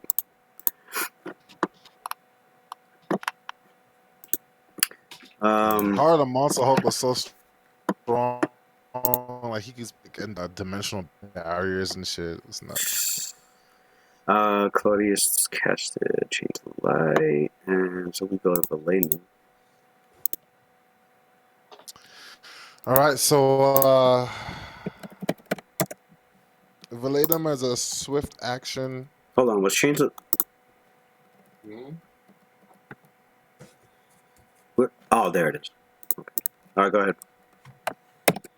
Um, as a swift action, he does Mark of Justice on her. We're about to. We're gonna get her information, whether she wants to or not. Don't got a choice. Market justice. Oh, these are And he ready. is, Oh, these are. So then that would be his spell. These are all ready actions. he's a ready to. Oh, that's not a spell. That's like his feat. That's like his divine feat. Is it a standard action? You can ready it if it's a standard action. Divine Oh, justice. Divine justice. yeah, I said Mark of Justice. My bad. As a swift action, you can expend a channel energy and attempt to mark an opponent as Okay, a yeah, that would target be of this his. feat. That would be his ready action. Then he'd be done. Mm-hmm. Yep. He Okay. does that, and he's standing. He positions himself in between her and everyone else. Yeah. Keep that bitch away from us, man. You know she's pissed. Mm-hmm. She wants some blood, man. She's trying to one shot one of us. Channel energy, 1 out of 10. Use. All right. Metzwar. Mezawar would have been like, "Oh, let me stand in between her and everybody else." How far away is Mess? I mean, he's close enough. It's not. He's. He's not within like 5 foot space distance. Like he was trying to 5 foot step, but he's close enough to like. He doesn't have to move far. I know he's good with maneuvers. Is he good? Oh wait, is he good also at disarming people or no? I think so. I don't think he has Because that improved one, this song, but the way you described that weapon, Yeah. it looked like that I weapon think was you'll very get good. attack of opportunity for that one. I don't think he has improved this arm. no, he could disarm, but he doesn't have it. Oh, he don't have improved disarm. All right, I don't want to get an attack opportunity either. His AC is high enough.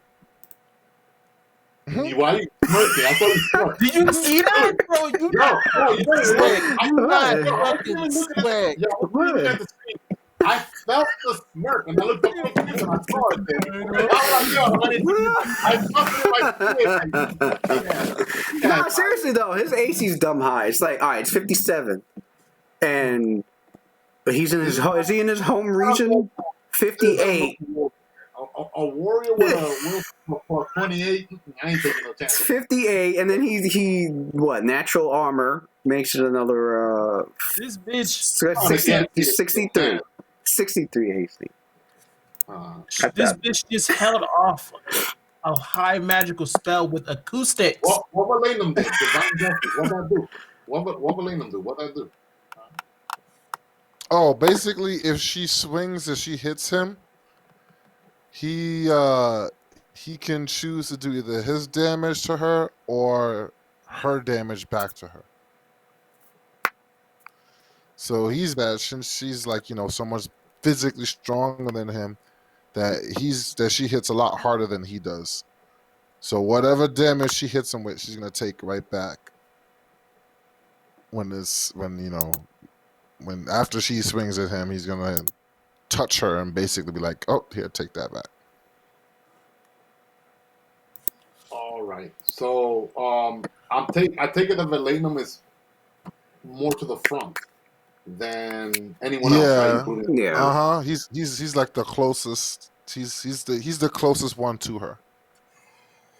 Got With it. everyone else being like on the other side of him, behind him.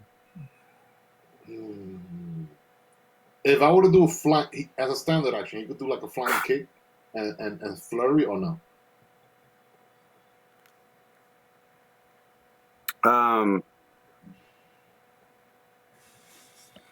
No, to flurry he has to take a full attack.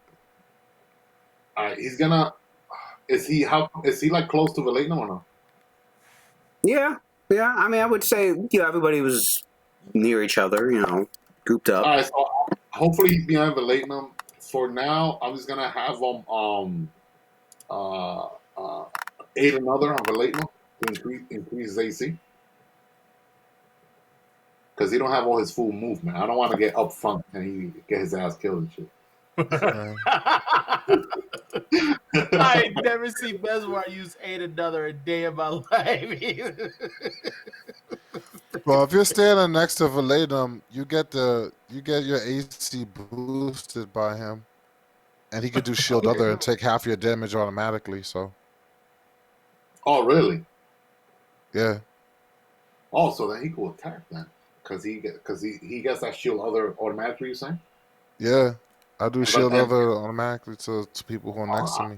I might do that because this guy has respectable AC now. Like, I'm not AC yet. Well, AC, but also HP. His HP is like Yeah, well, 200. for him And you to aid another, he would have to be Oh, he would, threatened. he would be You have to- within threatening distance of Yeah, of been a her, while. and Yeah, you're right. she's got reach too. Oh, all right. This guy has no range stuff. She's got 10-foot reach, so she I'd say Valenum's like 15 feet from her. I mean, she could 5 foot and full attack him. And how far away is this guy from her? Gale, Meswa. I'm from Metro. I would say, well, Valenum, yeah, like he said, he moved up to like be like a barrier between her and everyone else. Then Metsuar would be like 5 foot right behind Valenum. Because I would assume he stood next to Valenum, but Valenum moved up. All right. So he's gonna move then. He's gonna use his standard. Yeah, action to move. Valenum, yeah, moved up 5. I would say 5 foot step up. The shield other. How close he has to be? 5 feet, 10 feet. For that as long as you're For within, sure, as long as you're within, yeah, just be next to Valenum. Yeah. Oh, it has So to be that- within 5 foot. it says let's see, Adjacent, right? You just gotta be yeah, adjacent. adjacent, yeah. As an immediate action, I can opt to absorb part of the damage dealt to an adjacent ally. Each time the ally takes damage from a physical attack before my next turn, I can take half the damage on myself. The target takes the other half as normal. I can only absorb damage from physical attacks and range attacks, such as incoming arrows or blows from a sword, not spells or other effects. So as long as you're adjacent. All right, so he's gonna move up close to Velatinum. I mean, because he has to like be set up. It's not like he has a movement. He's gonna move up close to Velatinum, and he's gonna get to the side that's closest to like the exit, just in case that guy tries to she tries to like run away. He's in position to block her off or something. And I cannot do anything to boost up this. You know what? No, I take that back, Lewis. I take that back. I forgot. This guy has options. I'm gonna boost up his AC since it's only a standard action. Barskin, right? Doesn't that shit like boost up his AC like another +4 or some shit? Yeah, well, I had it where he had it on already because it lasts like it lasts like an hour per level. If you were to cast True Strike, oh no, that's a swift action. It's not a standard action.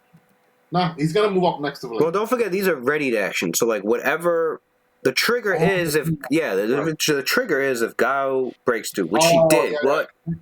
Thank you for reminding me. Yeah. I was meta then. No, this will be like the trigger action. As soon as Velena moves to position, he will move up with Velena also. So I guess that will be the trigger. So he's gonna move up to be adjacent to Velena. The two melee up front. All right. So that's the flow then. Yeah. Yeah, that's true. I forgot. Ready action, you can't just choose whatever you want to do. There is a feat that lets you do like 2 ready actions. I've seen before. Some obscure book. Yeah, so he's adjacent to Valerian pretty much. Basically like making like a wall, like a little human wall. Right. If Val is to the left, then he's to the right to protect the Cynthia with this she got her second question through. What'd she do with her standard action?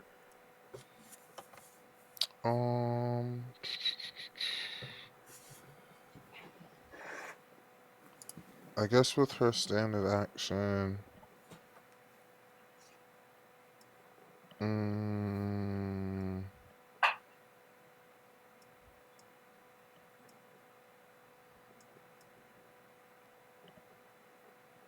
She'd probably go for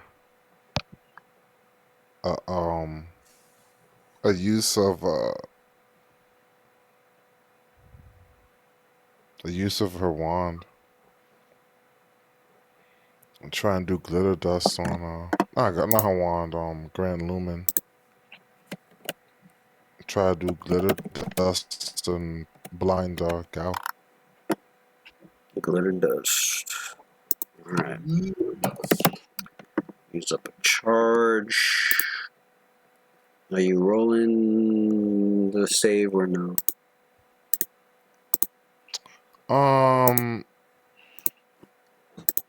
No, she's gonna just keep it at the base of the. She's gonna take it just as is. Glitter dust. It's just a will save. Conjuration.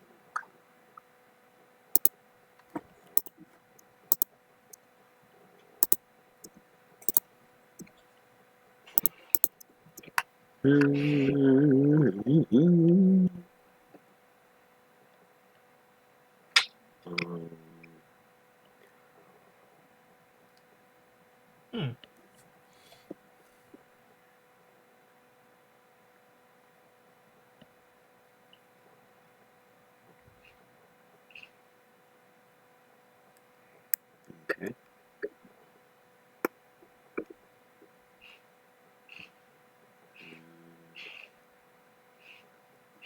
Okay.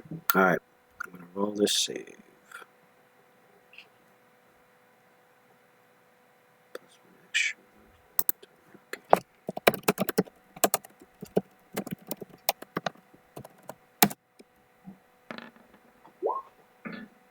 Yeah, she passed. Okay. That just now leaves Zino. Waiting to use this name bullet. Yeah, I should have made 3 of them. I didn't think. Should have made more. Full round action. Gale's bullet. But we don't need her dead yet. Name's bullet. Definitely hurt the crap out of her though. Right. When used against her, it'll never misfire. Unaffected by concealment. And at a range of 30 feet or less, it targets the touch AC. Well, you can already do that with them. When the target hits, okay, she doesn't have spell resistance. A normal hit scored against the creature is considered to be a critical threat and deals an extra point of damage. And We're not trying to kill her though. and That's deals an it. extra 20 Oh, damage. hold on. She's a I freaking barbarian. don't think you gotta worry about killing her. You're not gonna kill her. Her Watch HP out. is juicy as fuck. She didn't get touched the entire time. It's not like she got frozen with her HP low. Like She needs to know that we're serious too, man. You know, do your best, man. do what you do best. Make her bleed. Claudius is not good at that. He does not know how to hurt people. Shit. He'll stun them, stuck them. That's Yeah, it. make her bleed. You bleed. That. The dark night. Remember, I'm the only one that thinks. Let's see.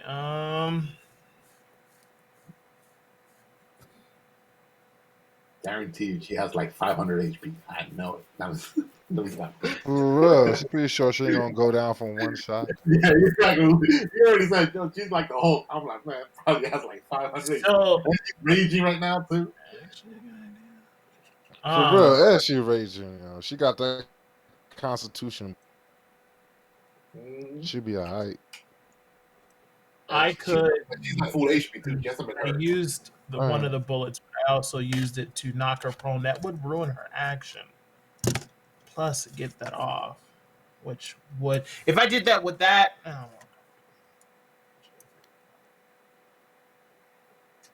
To ready the action, so it's one attack. One shot, one kill. Let's go with the name bullet attack. Let's do it. This dude over here quoting Widowmaker. One shot, one kill. that name bullet surging with so much arcane power as it blasts out the barrels. Her Do we have blood stain on massive. The chains try to strangle her whole, but she lifts up. She's able to just power through those chains and lifts up the Life Reaper Falcon in such a swift motion. It ricochets the bullet as it hits the ceiling. Did that do deflect? She got deflect. Oh shit! Actually, that's what I needed to know. Can I alter fortune that? No, I'm just kidding. I already used my mini action. No, Well, the attack is negated outright if it's deflect bullets. Deflect arrows. Yeah, she used deflect arrows. They need to come up with a spell like reverse action. Like, whoop, let me take my. Actually, there's a magical item that does that. You can take your turn again. Like, oh no, wait, gotta do that. I think it's like a cloak or an amulet, but it costs like 75,000 GP once per day. You could retake your action. I would say your character's research. She's got brawler levels, and you know one of their abilities. That martial flexibility. Mm-hmm. She's not an idiot. First thing she did was give herself fucking swift action. Gave herself deflect arrows, which she has the prerequisites for because brawlers automatically get improved unarmed strike.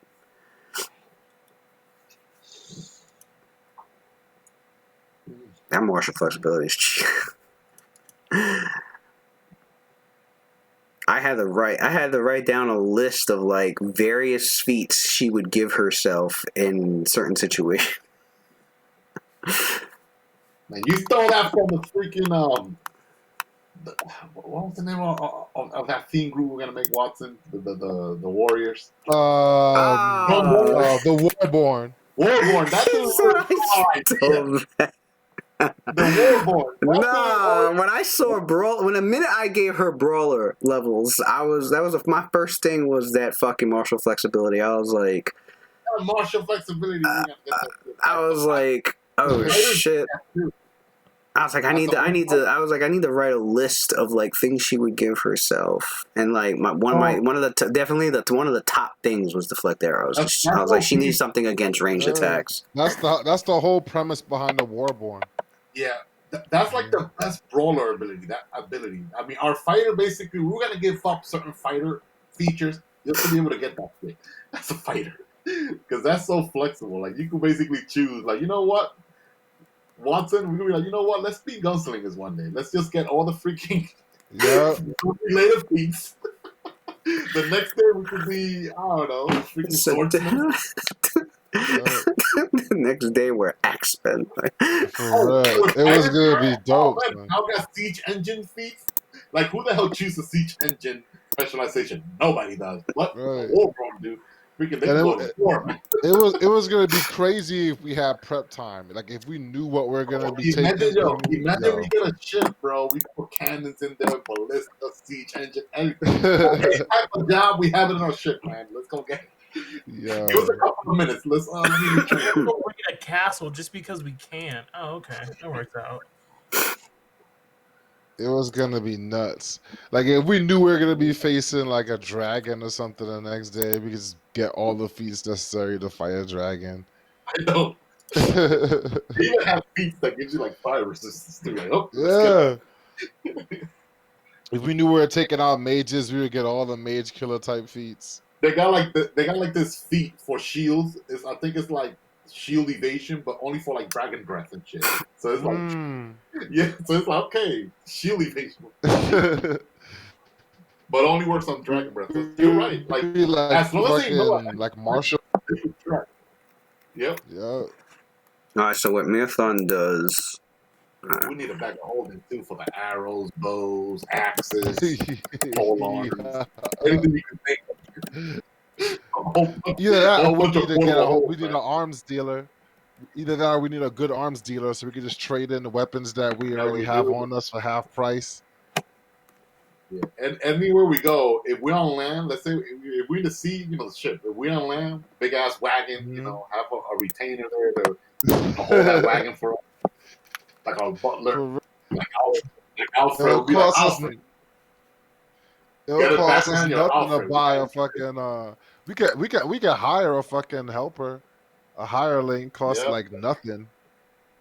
Nothing. I Definitely mean, if they cheaper than die, fucking diamond fucking dice. yeah, they are a lot cheaper.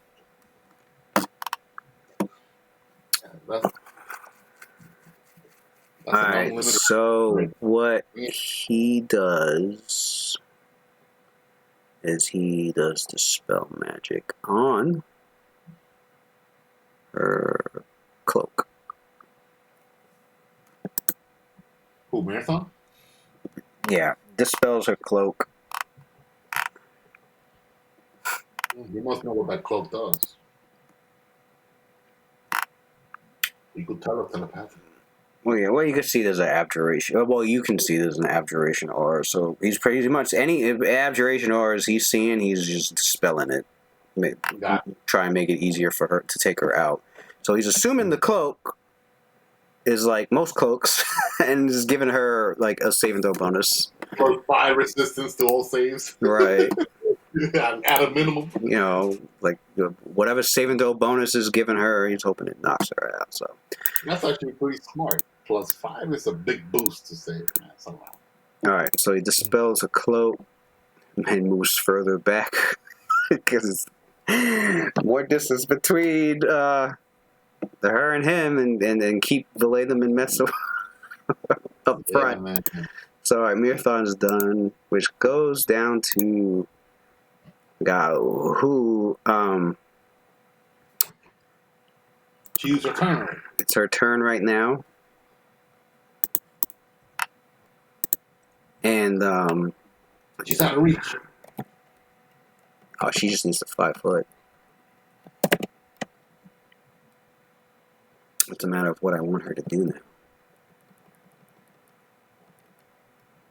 now. I thought you said that we get another turn before she does, because we ready in action. No, you ready in action.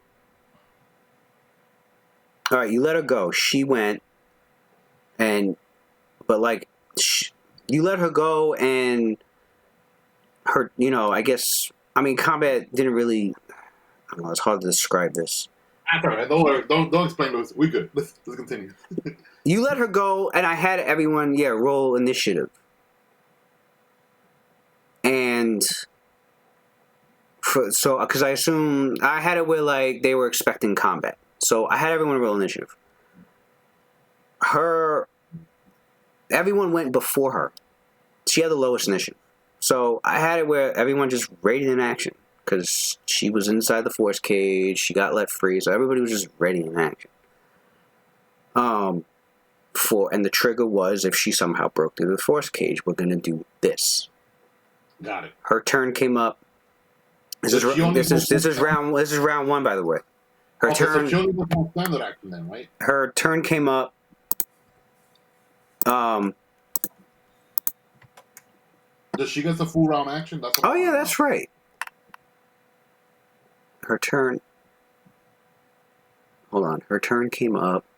Because there was no surprise round. She did her shit. That's right. So this is basically.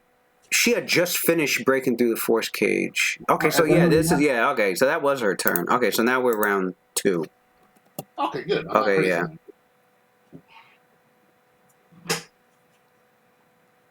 Okay. Claudius, right? So yeah, Claudius. All right. It was at this point Nehemiah had came from down the hall.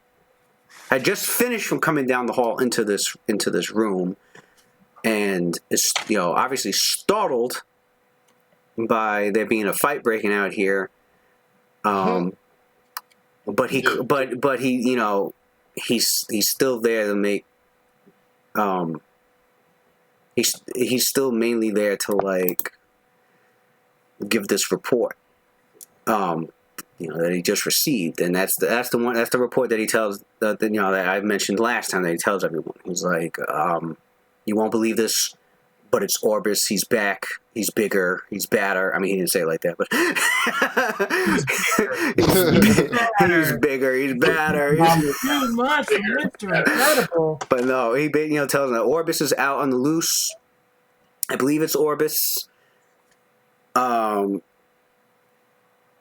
He's like, I believe it's Orbis, but but there's something strange about him. It's a much larger eye tyrant with there's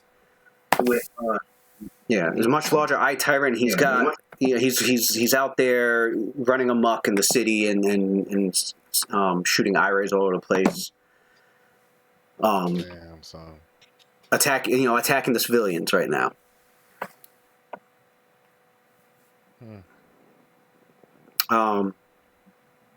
Just goes from bad to worse. It's like attacking the civilians right now, and then he also says, some large creature. There's also reports of a large bird-like creature flying towards the city, getting closer. A large creature flying towards the city that people are describing as some sort of. It's prismatic in appearance. Like it looks like some sort of rainbow-like bird coming towards the city. Whatever that means. People have never seen it before, but Crazy, son. But yeah, so he gives that report as this is going on. So cool. So yeah, now Claudius, is your turn. Free action, the freezing glance thing. That's right. The freezing glance. Will save. What she got? Do I have to roll a new saving throw every time or no? Ooh, No. What was the save before? It was 28 before. It's 28. Okay. Do I have to roll again or it stays the same? No, it stays the same.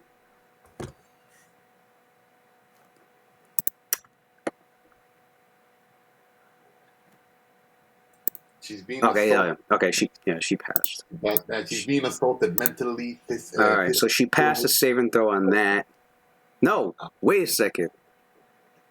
What did I roll? Minus 4. So the resistance shit is she off. would have passed, but the cloak that he dispelled actually did give her a +3 to saving throws, which I took off the 3 just now, which made it 27. So she failed it by what? So you can thank Mere Thought. Yeah. Well, she's mentally and physically pale. So she's Frozen place. her whole form just You know what's funny? freezes You in know place. before she was flesh to ice. Nice. Like, now she's frozen, like, well, her body's still good. But she's, like, literally, like, frozen, like. We could That's dope. you know what? We need to get her ass down to, like, 10 I minutes. bet she's so sick of being frozen, dog. Like, it's always something. Like, she's getting at killed. this point, she's gonna be immune. Like, She's got to, I know, like, she probably has, like nightmares of mages and shit. That's what she became, like, a mage slayer. What's going on? Holy shit. Fucking mages, I hate them. it's almost comedic at this point. All right. So she'll stay like that. She does get another saving throw if she gets attacked. But as long as nobody messes with her, she'll stay like that for 28 minutes. All right, bye. So Claudius goes like, okay, more like it. Do we have your attention now? There are still a few more questions my esteemed colleague Cynthia still needs to ask you. Now behave, okay? Well, unfortunately, we're gonna have to make sure that we deal with Orbis first. He's destroying the city above us. So Okay, that's why I realized the combo that. Okay, yeah. Oh well, I guess she's stuck again. I know offers. Well, how about I was trying to remember how she did break out of Amber sarcophagus. how'd she do it? Well, because I gave her Mad Foam Rager, which delays the effect until the end of her next turn. Yeah, that's a feat. She also has Spell Sunder, So because Amber Sarcophagus is an ongoing spell effect, but she wasn't affected by it for a whole round, she was able to make the spell sunder maneuver check to break it. Right. That was the combo that I did. That was the combo. Problem is that but in this case, she didn't have enough action. She would have. In this case, she used her immediate right for the chains of light. Mm-hmm.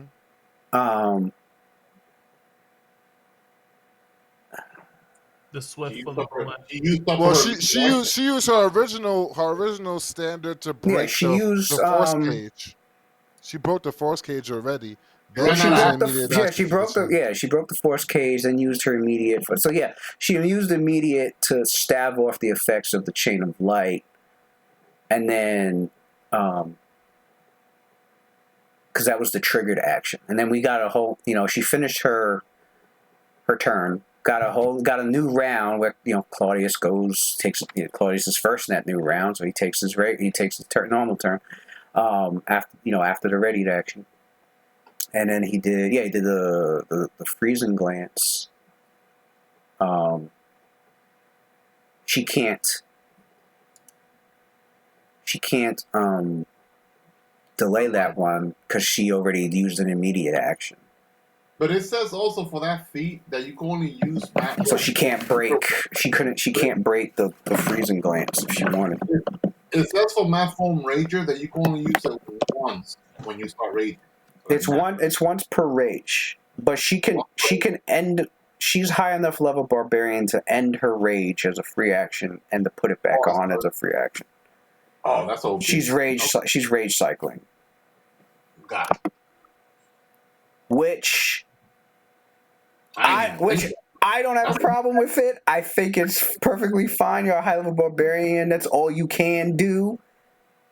So why not? Some people, a lot of people online, not a lot. I would say maybe, I don't know. I gotta give it to you, Lou. You came up with this combo. I'd have to say like half. I'd have to say like maybe half of the people on there.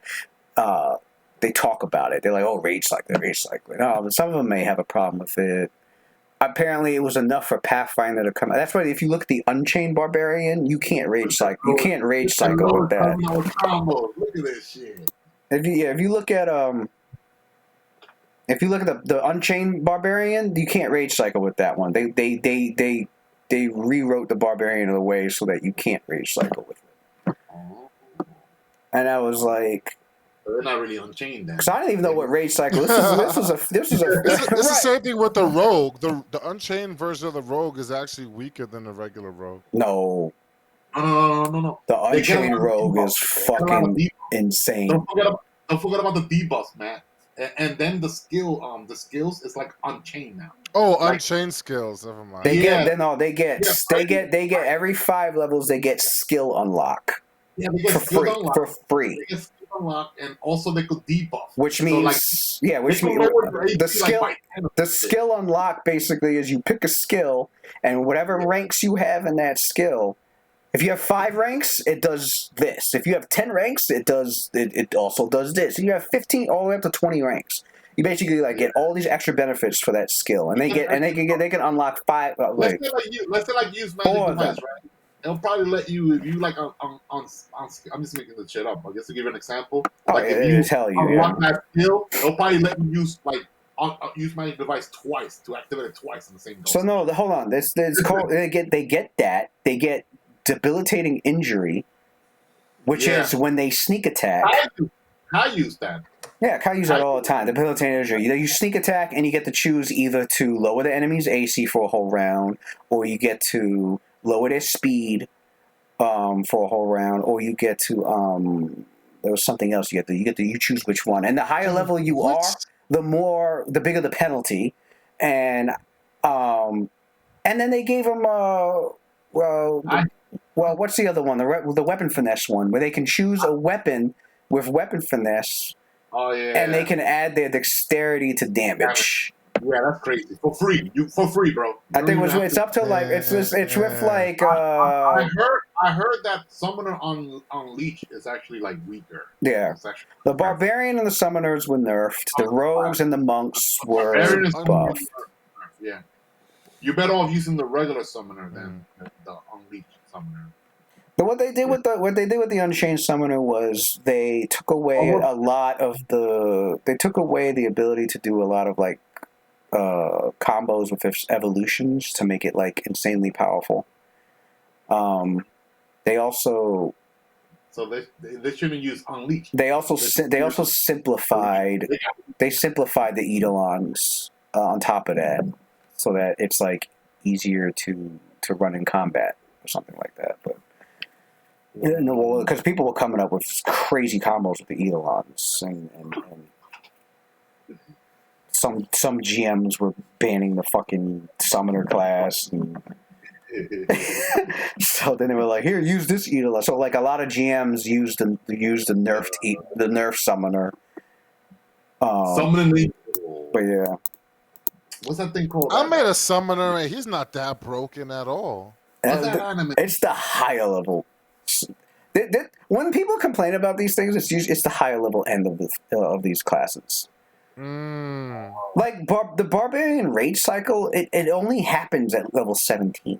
It's level 17 Barbarian. But we're high level though. Like It's like, all right, so level. you're gonna complain about a character and you only got 3 more levels until he's fucking done anyway. Like, what's the point in like making such a big fuss? That's what I'm saying. If you're level 17 Barbarian, you put 17 levels in this thing, and if you look at the class, all it can fucking do is rage and fight. Yeah. It rages and fight. That is fucking it. It is like the number one. It is the Hulk of the fucking game. Like that's why Gabe was having a hard time on her own with us. Because and then on top of that, you got all these rage abilities where it's like use it once per rage, and it's like, okay, that's fine and dandy at lower levels, but like, you know, at a higher level, it's like, I don't know. It's I've seen kind of limited. It's very limited because I've seen one. Well, I don't know. I guess it depends on the rage power. There's a rage power where it's like once per rage, you can give yourself like a +5 fucking bonus to hit or some shit like that. So I can understand maybe rage cycling with that one can get a little out of hand, but at level 17 though. But then again, it's not like you can use more than one rage power at a time anyway, you know. So if you want to give yourself an extra +5 I don't know, for the next 3 rounds, go ahead. But maybe this round you're going to give yourself, I don't know, a higher damage reduction. Who knows? It's more accurate, but you do less damage. You know, like it's a trade-off. Like, I don't know. When I first found out about rage cycling, I was like, yeah, it's pretty smart. I don't see a problem with it. I mean, that's all the fucking Barbarian can do. I love what you should be doing unique special things. I mean, something like Matt said, something like 2-3 levels you're at high. Right, you're like level 17. You're 3 levels away from being done with the game completely. Like, I think you should be. I think it's people like automatically think that going beyond level 20 is an inherent part of the game, which it's not. It's a separate part. You know what it is? I think what I think is that a lot of people, some people, they start their game already at high level, like at level 12 or level 15. So, you know. Actually, I think you can rage cycle earlier. You just have to find a way to be immune to being fatigued. Because after a rage ends, you're fatigued and you can't enter another rage. Huh? But at that point, you're just min-maxing. If you're going out of your way to find a way to make every barbarian being fatigued just so you could do that, then that's just a matter of the player mid-maxing. Then the DM should step in and do something about that. But like as far as like being level 17 and doing it because like it's just an inherently part of the class, that shouldn't be an issue. Because at level 17 you get tireless rage, which you don't get fatigued after you end your rage. So they were like, "Oh, I don't get fatigued at the end of my rage. Well, then I'll end my rage, and then I'll free action start my rage back up. Now I'm in a new rage." That's fair because it's written. It's an inherent part of the class. That makes sense. If the person was going out of their way to find a way to make themselves immune to being fatigued just so they can rage cycle, then now you know you're dealing with a fucking munchkin. That's a different story. The DM should do something about that. But anyway, yeah, fucking yeah. That's what she's been doing. Because I know everybody's like, wait, how's she doing these things? How's she doing Man Foam Ranger more than once? I like that. That's really crafty. You're thinking like us, Lewis. I like that. That was pretty. Right. Yes, I like that combo. I'm like, yo, she's gonna rage cycle. That was a pretty good combo. I'm like, man, that's pretty dope. It's unfortunate that she don't have her allies with her. Because if it was like her and like 4 other people, more balanced, it would be a very. That's what made her dangerous. Was she'd be with another cage guard or whatever. Oh, yeah. She with other people. Yeah, she with other people. Maybe we could fucking have her temporarily join us. Anyway, let me get my bluff for it. I don't know if after all the goddamn times you froze her, I don't know if that's gonna happen. I don't know, man. Let's see if I. No, if this guy wants to be like, wait a second, let me charm her. Is she me on the charm? There's actually this I'm thinking it, man. I'm like, yo, let me freaking dominate. There's a spell that I saw. It's evil, so I was thinking about making a good version of it, where like you change a person's alignment, and the way it's described is that like you take your own personality and kind of like embed it in, and like it changes their alignment. It's a cleric spell. You just basically programming somebody else's like. You're taking away their free will. Yeah, it's an evil fucking spell. Evil. Like you make them fucking evil. I was like, yo, that's fucked up. But I wonder if there's like a good version where like you could like. I think it's a player's handbook book too. There is a high level enchantment spell. I think it's called like program amnesia. I forgot, but you could like basically like trick someone permanently, and they think they're like somebody else. You know, I think it was an enchantment. I think it was called program. Let me see if I can find out what it is. 2 points. Program amnesia. Is that it? Let me see. Oh yeah. Let me see. It's a spell companion spell. I thought it was a player's handbook spell. Let's see. So you finished. The target's memories like stories and know that you can rewrite them as a master bard rewrites the inferior works of his apprentice. You can selectively destroy, alter, or implant memories in the subject creatures as you see fit. Casting the spells gives you access to all the subject's thought and memories, allowing you to implement as many of the following effects as you like. Memory erasure, memory implant. Shit, I could make her like, hey, Clark's your best friend. Yeah, wait, what spell is this? Negative levels, so you could bestow like. Let me see. You couldn't bestow a number of negative levels. Shit, I didn't even think of this. Hold up. Yo, so I could freaking make a thing. Hold up, I didn't even realize this shit. You guys are like, wait a second. Persona. Why don't we just dominate this fucking crazy ass? For real, like, we could make her a permanent like champion of like the culture. She could be the sword, and Belinda would be the shield. You want a new fucking bodyguard for the sanctuary? There you go, fucking gal, Lady Gal, bro. Oh my god.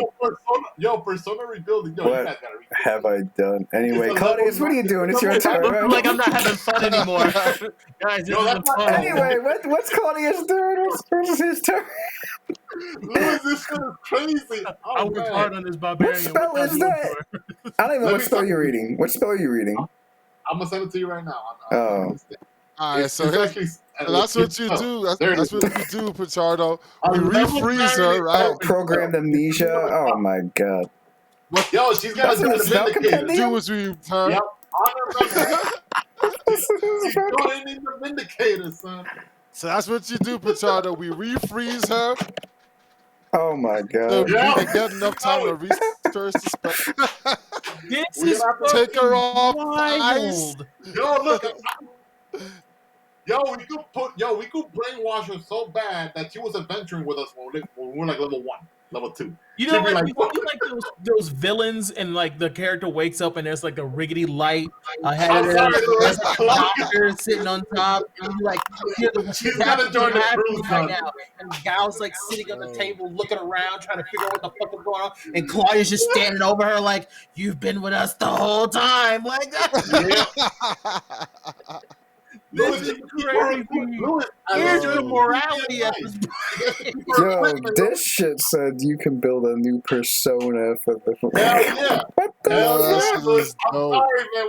We keeping her on For basis, son. real. Now we can go up to fucking Modius. We could go up to fucking Adi Marcus and be like, yeah, you may have yourself Yep. the fucking cage rights, but we We got saw ourselves the a hope. champion. We got a hope. Guy Yo, comes back. She was Actually, Lewis is having fun but the right funny now. thing is, we should actually keep her memories. We can actually keep her memories intact and just keep and give her the mindset of the fact that she's been dominated by Adi Marcus, and now she has the that she got fucking her played. will back. Yeah. Yeah, Anyway, and she shows up like anyway. All I know Yeah.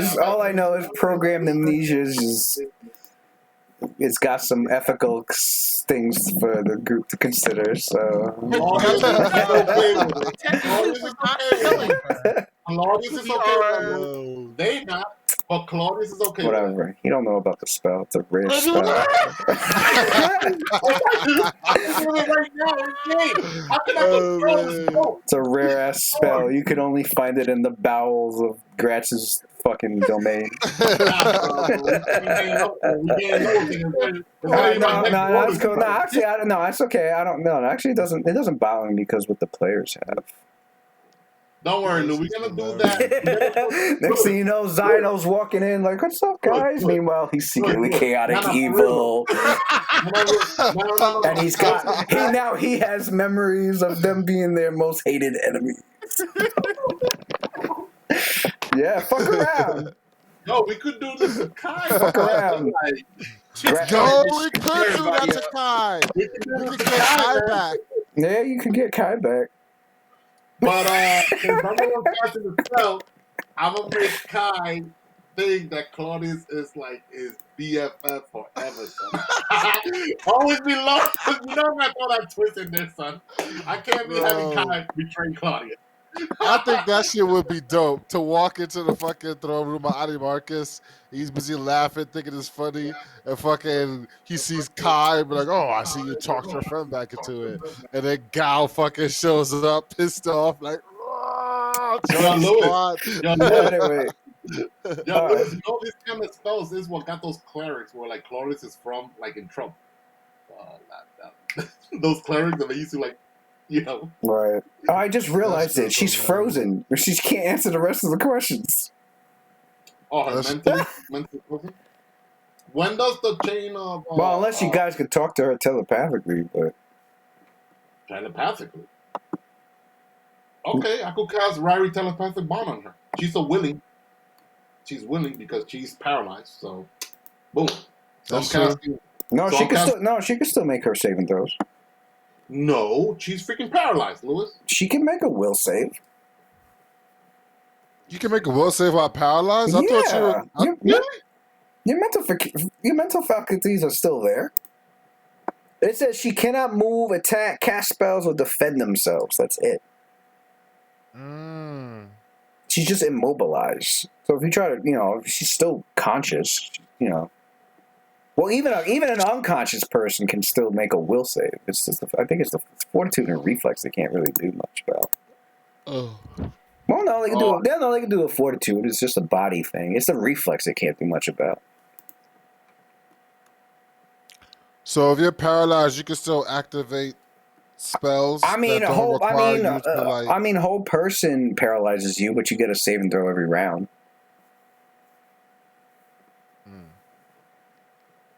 Yeah, you can use mental if you if you're psionic. If you paralyze a psionic character, they can still use their psionics. Oh wait, she's actually frozen again, but it's a different frozen spell. I thought it was just like the mind that was frozen. No, it's the freeze. No, yeah, it's freezing glance, not the ice. He thought he iced the flesh there, flesh the ice again. No, not flesh to ice. Oh. No, the way they describe it, like, let me see, frozen creatures. Yeah, freezing glance is. How do you describe that visually, like the person? Are they actually like frozen, or it's only mentally that they're frozen? Your eyes become wintry tombs and destroy the spark of each round. It The must make fact a that they roll. said wintry makes me think that you see probably like they're cold, like they turn blue, like they're Right, but she's not like made of ice or anything. like Yeah. right. Like probably see Actually, no, like no, that's cold, like she's Claudia's eyes. frosted over, but not like toned That's, ice. no, that's Claudia's eyes. You guys remember Game of Thrones? The Frost King, the guy from the north, the king. His eyes was like Yeah, blue, like glaring blue. That's basically what yeah. it does to the spellcaster. Like when Claudius casts a spell, let me see, his eyes became wintry tombs that destroy the spark of life or those who meet his gaze, his stare. So I guess Damn. he cannot That look at nigga you is the guys. Night King, son. Yeah, that dude is like Night King. Whoever looks at him like. Alright. So let me see. Frozen creatures cannot move, attack, cast spells, or defend themselves. They are Oh, he can't considered cast spells either. nope, none of that stuff. Losing shield and dexterity bonuses to armor class and taking a further -4 penalty to armor class. Frozen creatures are entitled to an additional saving throw if attacked, but this provides no immunity to the gaze. A creature that has been immobilized with a freezing glance, then restored to motion after an attack, can still be targeted again by the same freezing glance in a later round. Alright, so if we attack her, she's free, but she's still susceptible to get like Refrozen. yeah, and that shit lasts like a round per caster level. So, but she has a high will save though, so we got lucky because she rolled she Right. rolled. So I guess we're gonna leave her like this, and we know we have like maybe a few minutes to go up there and take care of fucking Orbis and what seems to be some sort of prismatic dragon flying towards the goddamn Yeah, He city. said prismatic. You know, we did all of this. Oh We brought her no. down there just to freeze her again. And Alright, so anyway, Because she's we didn't know she was goddamn no. fucking Hulk or We gotta go to steroids. Gale. We gotta go to Gale to be continued. this We're motherfucker. elsewhere. Like we'll be back to deal with We'll you, be back bitch. for you. You gotta- Vindicators. That point, son. How far away is Orbius from here? move, According attack, to cast spells. Well, we should be coming out on Ash Avenue, so we're towards the center of the city. Yeah, I see where the temple is, Temple of Iron Martyr. So we're coming out on Ash Avenue. If this, it's hard to tell how far Orbis is because fucking Nehemiah can teleport. That nigga's a nomad knight. before we leave, how high before we left there? How high is the ceiling? The cathedral. I don't know. How high did you make the ceiling in the room? I asked this question For the lower levels, there probably wouldn't be any more than like 20 feet high. Okay. All right, just to All right, so she's frozen. So what's the rest of what's everybody doing now that you see that she's frozen in place? Valadim turns around and starts marching for the spiral steps to go up. We're gonna go up. Balaam goes up. Get out for Sinor Orbis. goes up. Claudius, in the meantime, he's gonna cast reverse gravity on her, so she's in the ceiling. So in theory, But doesn't somehow, that count as an attack? Won't that free her? It's not an Yeah. attack. That's not an attack. This has to be Hold a on. physical. If Oh, maybe that is an attack. You're right. entitled to an additional save if attacked. Because they'll hit her in the ceiling. Right. I think that counts as an attack. You gotta leave her as is. That's indirectly though. I'm not directly targeting her with an attack. So. It is an indirect attack. That's true. It's indirect. I think usually when it says attacked, they tell you to they tell you to Mark the person. Yeah. they tell you to consider like the invisibility spell. Like, would it break an invisibility spell? Casting reverse gravity wouldn't do that. So There you go.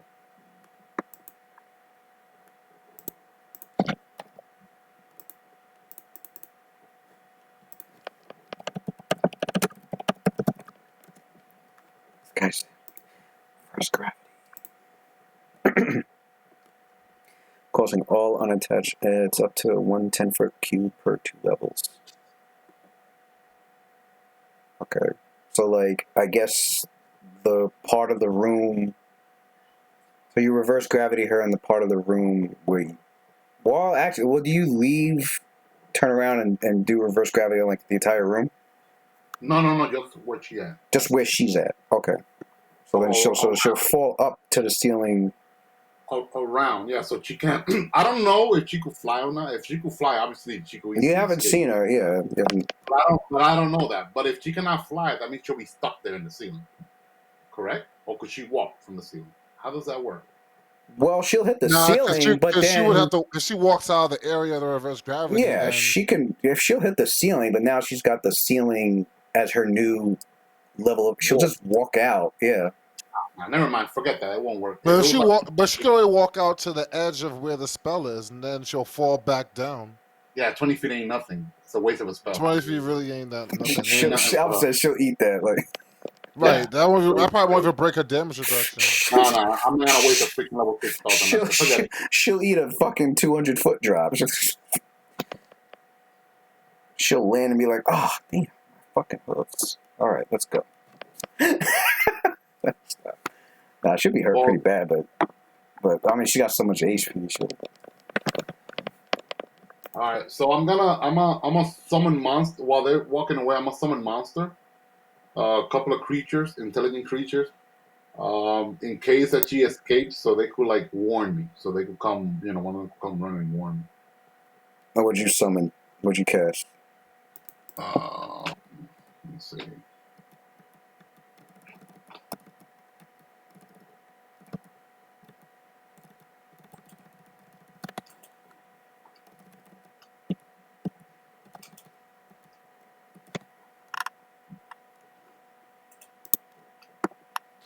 You don't even have to waste your spell. We could just simply tell. I could just tell Nehemiah to just have the guards keep an eye on her. Sounds good to me. She's in the bottom of the temple. There's nobody. and my cohort was a knight with nomad levels. The man can teleport. So that's true. If anybody will tell us, he'll tell us. Who are you gonna put there? Near drama? Not near drama. How do you say the person? Oh, Nehemiah. Yeah, I'll have Nehemiah lock this up as we leave. Be like, make sure no one comes in and no one goes out. Gawa's down there. If she starts coming out there, the army just have the troops hold her here in the temple and fight her to the last man to hold her in the temple. And you come and you tell me what's going on. We'll come back and help. Okay, so that way we'll know automatically.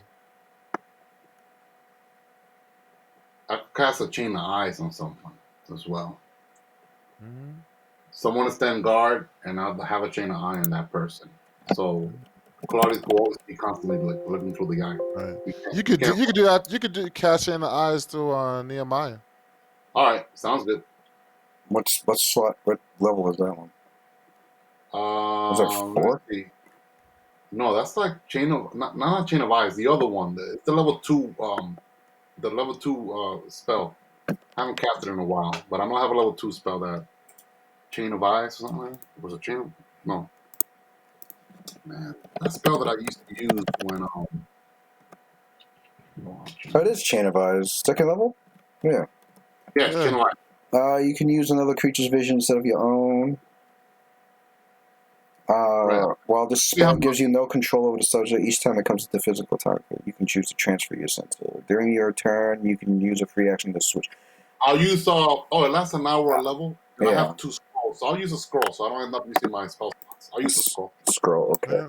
So scroll, chain of eyes, Nehemiah. So like as a free action in your turn, you can always switch over to what he's seeing. Just so you know, every couple of seconds he's checking in. Because if anything happens, he's the person that can easily get there with the quickest teleport or whatever. All right, so let's go now. So your groups are like, all right, you get up the stairs.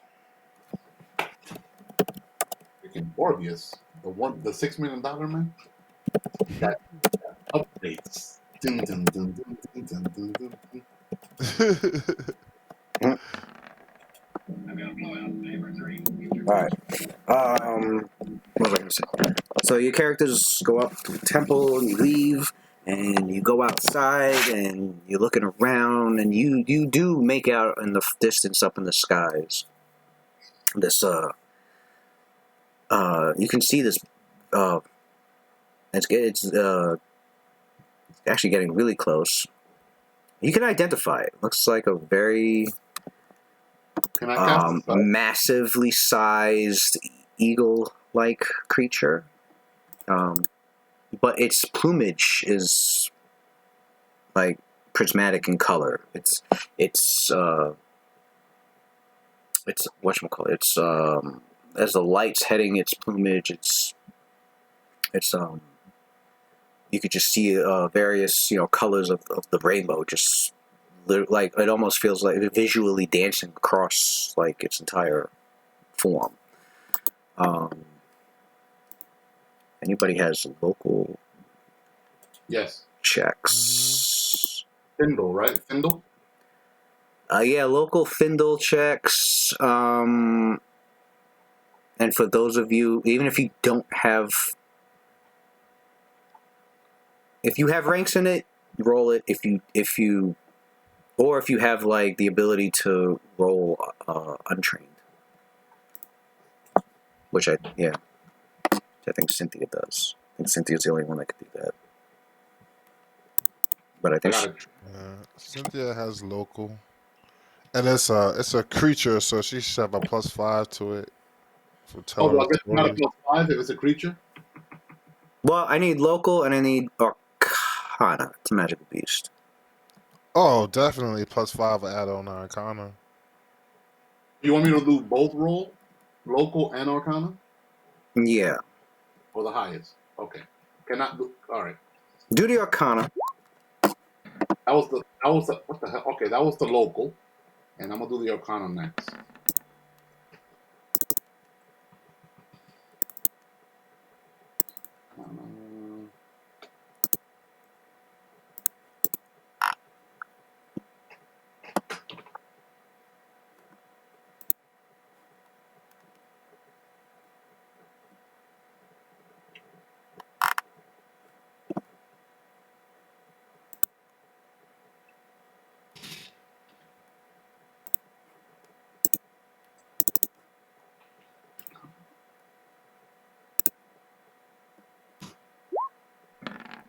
Arcana Damn, +5. 52 for Arcana. What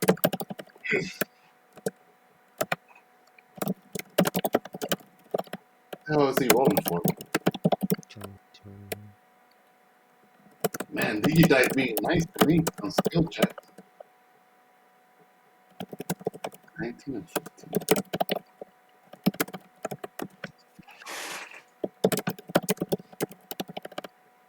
This is for Arcana.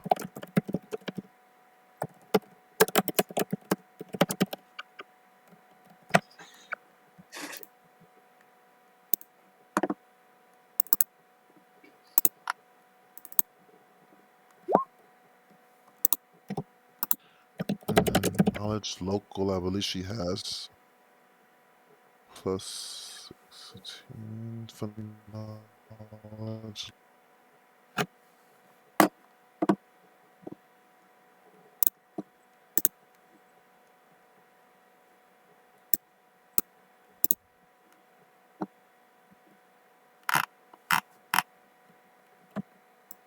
Equal. Who got? Oh, I was her Arcana. Oh shit. Her Arcana was 45. We're not Her, adding her the local 22. we're not adding the I had monster a knowledge, right? Right? Now I need the Arcana I don't mind. so you guys know the creature and what it is. I needed the local for another reason. I already did both. I did just regular, local, Oh, and regular Arcana. I didn't add no extra +5. Just so you know. 15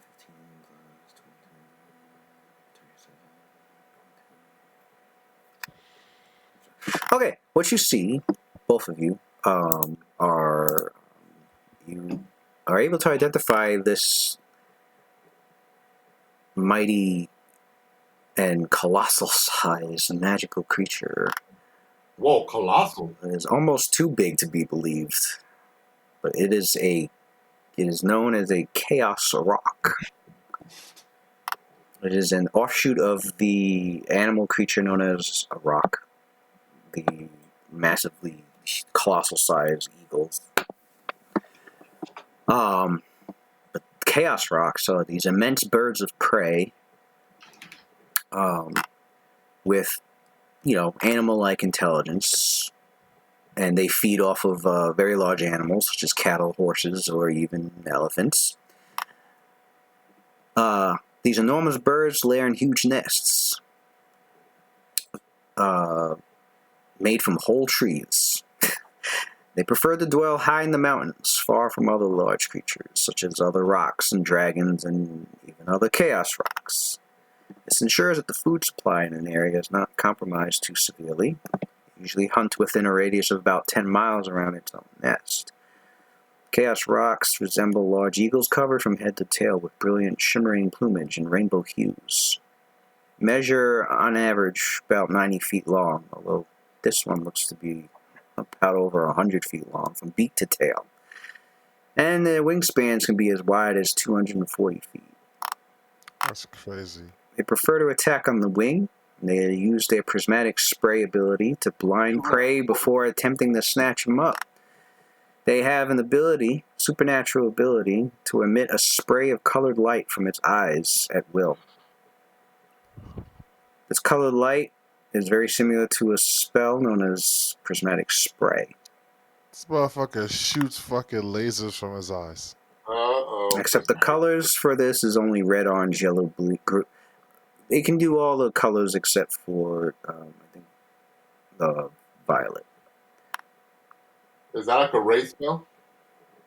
Prismatic spray, I think it's an area of effect. Yeah, I think it's an area of effect. They're also capable of swallowing whole opponents of up to huge size. So they can grab an elephant and just go. That's how big these fucking things are.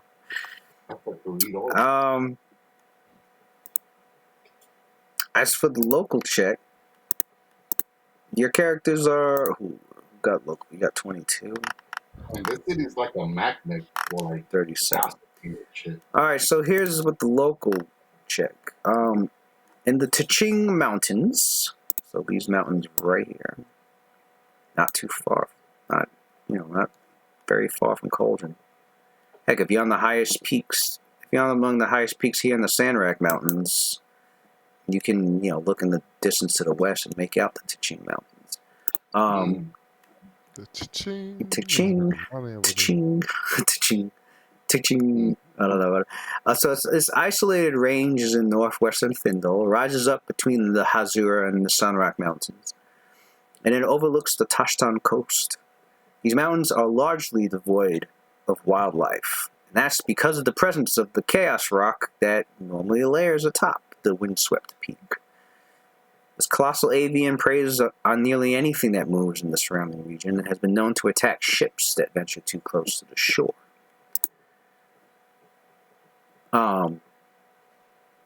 The chaos rock is left alone. In fact, many of the Chultans see it as a deific aspect of Ubteo. So some of them actually, pay it religious respect. They see it as they believe to be one of the great many aspects of Ubteo. So it has religious significance. It's an omen. The fact that this creature is coming towards the city is is obviously unnatural. The fact that Orbis is here, and from what your characters clearly know about beholders, Orbis apparently is from what Nehemiah says is bigger but his physical appearance is different.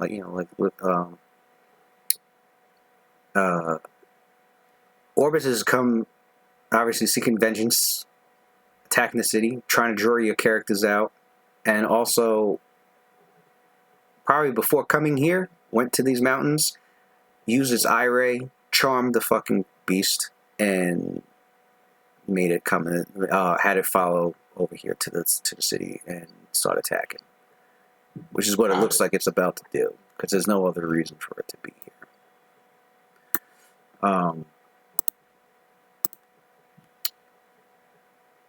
Your characters are aware of this. Who's got the highest local? It was Claudius at 37. All right. This particular Chaos Rock.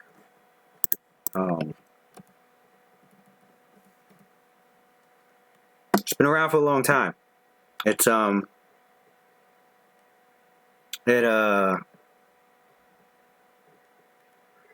safe to say that it's not going to be the average chaos. It's not the average Chaos Rock. This thing has survived for decades. How cold is it? And has fought off many, in its history, it has fought off many who have tried to hunt it down, or kill it, or it's even have been known to have taken out quite a few dragons in its time. Strong. Its attacks, when people have witnessed it, when it attacks whatever creature that is assaulting it, its attacks are so ferocious that it creates the Chaos Rock with just its wings alone can create wing storms. Damn. And it's known to easily stun and daze with its physical attacks any opponent that it has faced.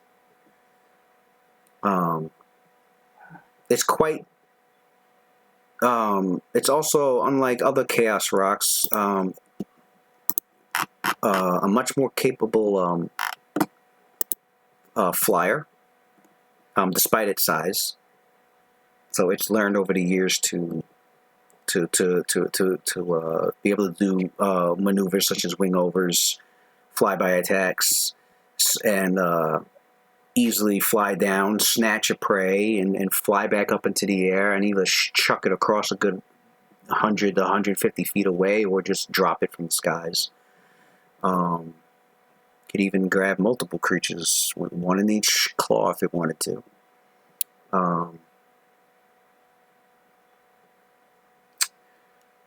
It's yeah. Physically, it is it's quite devastating. It can cause a ton of damage before taking down.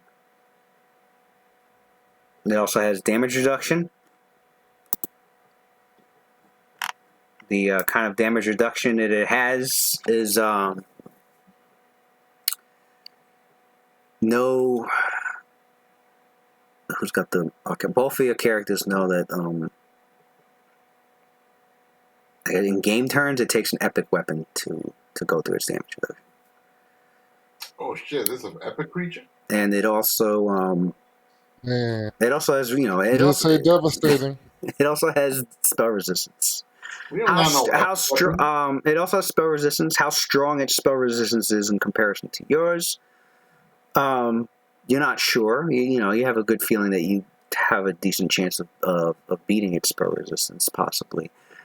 But obviously, for people of less magical caliber, it'd probably be almost impossible to break through it, unless they had spells that can break down spell resistance. But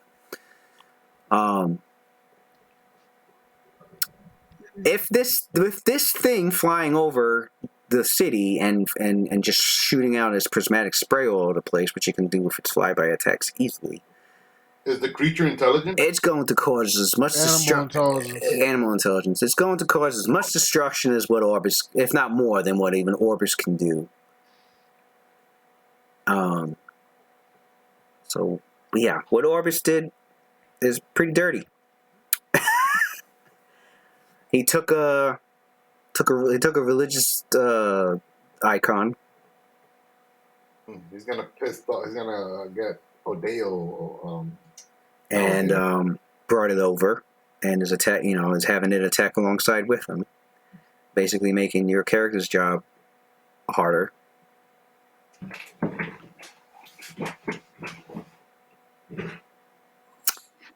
And okay,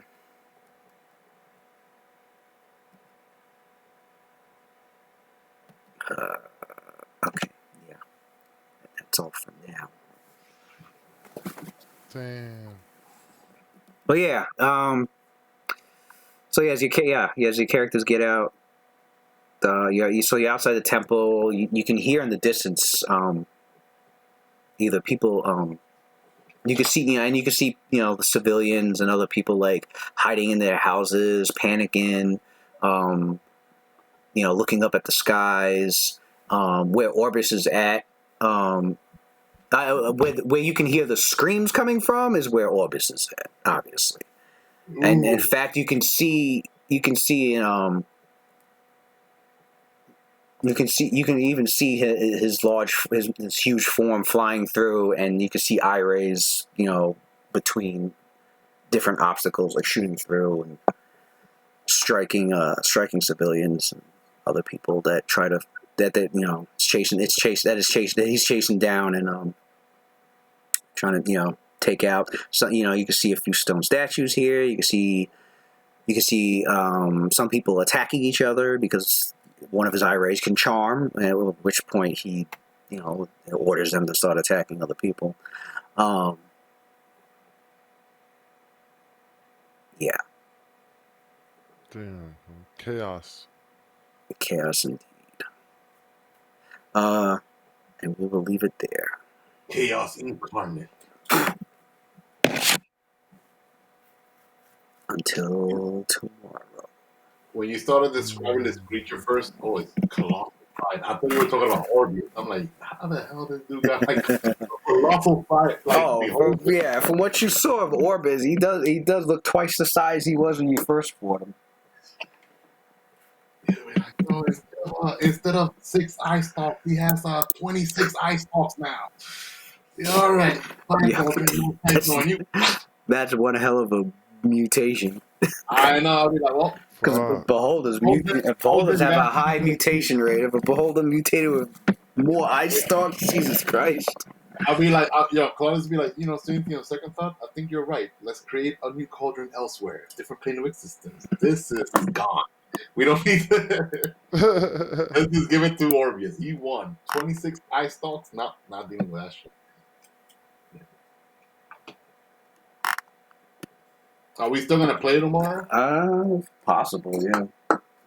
But I'll probably be available like late, almost like at midnight, if that's okay with you guys.